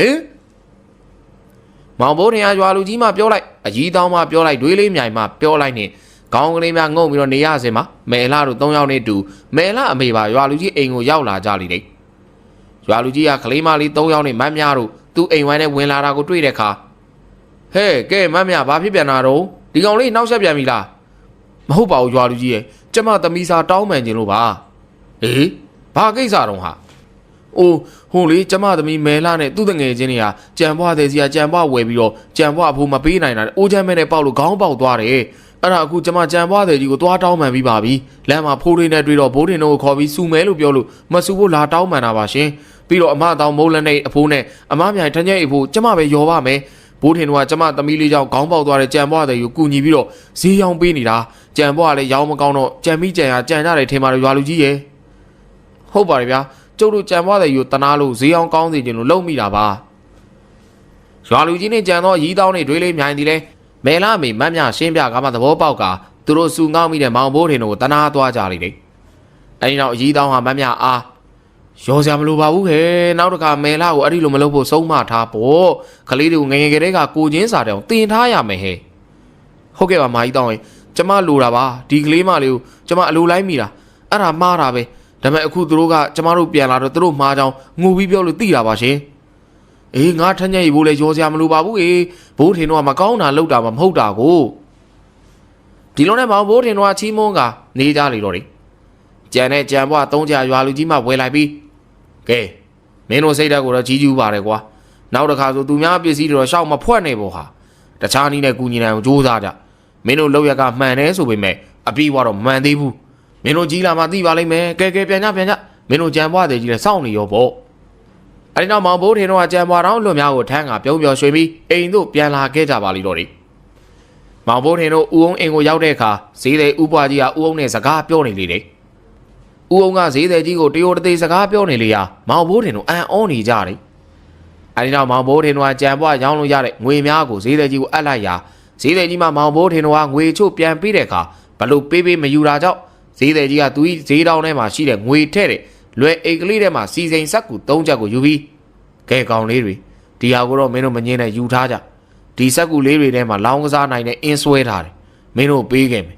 ဒီအင်းကိုအသက်သွင်းပြီးမင်းမဦးအောင်ကိုသာမေးကြတော့ကဲငါသွားပြီဟဲ့မင်းတို့ကျေးဇူးငါမမေးပါဘူးကွာအင်းကိုမင်းတို့အလိုရှိတာသုံးကြတော့ကောင်လေးတွေနော်ဈေးသည်ကြီးကအဲ့ဒီလိုပြောပြီးတော့အားလုံးကိုနှုတ်ဆက်လို့ပြန်သွားပြီဖြစ်တော့တယ်ပေတူးနဲ့တာကြီးကအင်းများကိုမယူမောင်ဘိုးထင်ကသာတိန်ခိုင်းထားပြီးသူတို့လည်းပြန်သွားကြလိမ့်ပြီဒီလိုနဲ့မောင်ဘိုးထင်မှာလောင်းကစားနိုင်အင်းရှိသည်ဆိုသောသတင်းဒီကပေတူးနဲ့တာကြီးစီမှာတစ်ဆက်လောင်းကစားကိုအင်မတန်ခုံမင်နဲ့ရွာမြောက်ပိုင်းမှာမလေးရွှေနဲ့မလေးငွေညီမနှစ်ယောက်စီတို့ရောက်ရှိသွားရမှာတော့အဲ့ဒီညီမနှစ်ယောက်ကမောင်ဘိုးထင်အားအကူညီတောင်းဖို့ဖြစ်လာပါလိတော့တယ်ဟုတ်ကဲ့ပါဒီနေ့မှာတော့အောင်လန်းဘိုးထင်နဲ့ကြံပွားတယ်မှုဆွဲဇလန်းကိုကျွန်တော်တို့မြန်မာ Ghost Story Channel ကနေတင်ဆက်ပေးကြတာဖြစ်ပါတယ်ဆိုတော့မကြမီမှာလဲအောင်လန်းဘိုးထင်နဲ့လောင်းကစားအင်းဆိုတဲ့ဝတ္ထုလေးကိုဆက်လက်ပြီးတော့တင်ဆက်ပေးသွားမှာဖြစ်ပါတယ်ဆိုတော့ဒီနေ့မှာအချိန်ပြီးတော့နားဆင်တဲ့အတွက်လည်းအားလုံးကျေးဇူးတင်ပါတယ်နောက်နေ့မှာလည်းလာပြီးတော့နားဆင်အားပေးကြပါလေတပါးလေးဖိတ်ခေါ်ပြစီခင်ဗျအားလုံးပဲရွှေလန်းချမ်းမြေနိုင်ကြပါစေခင်ဗျာကျွန်တော်အန်ခင်မူပါ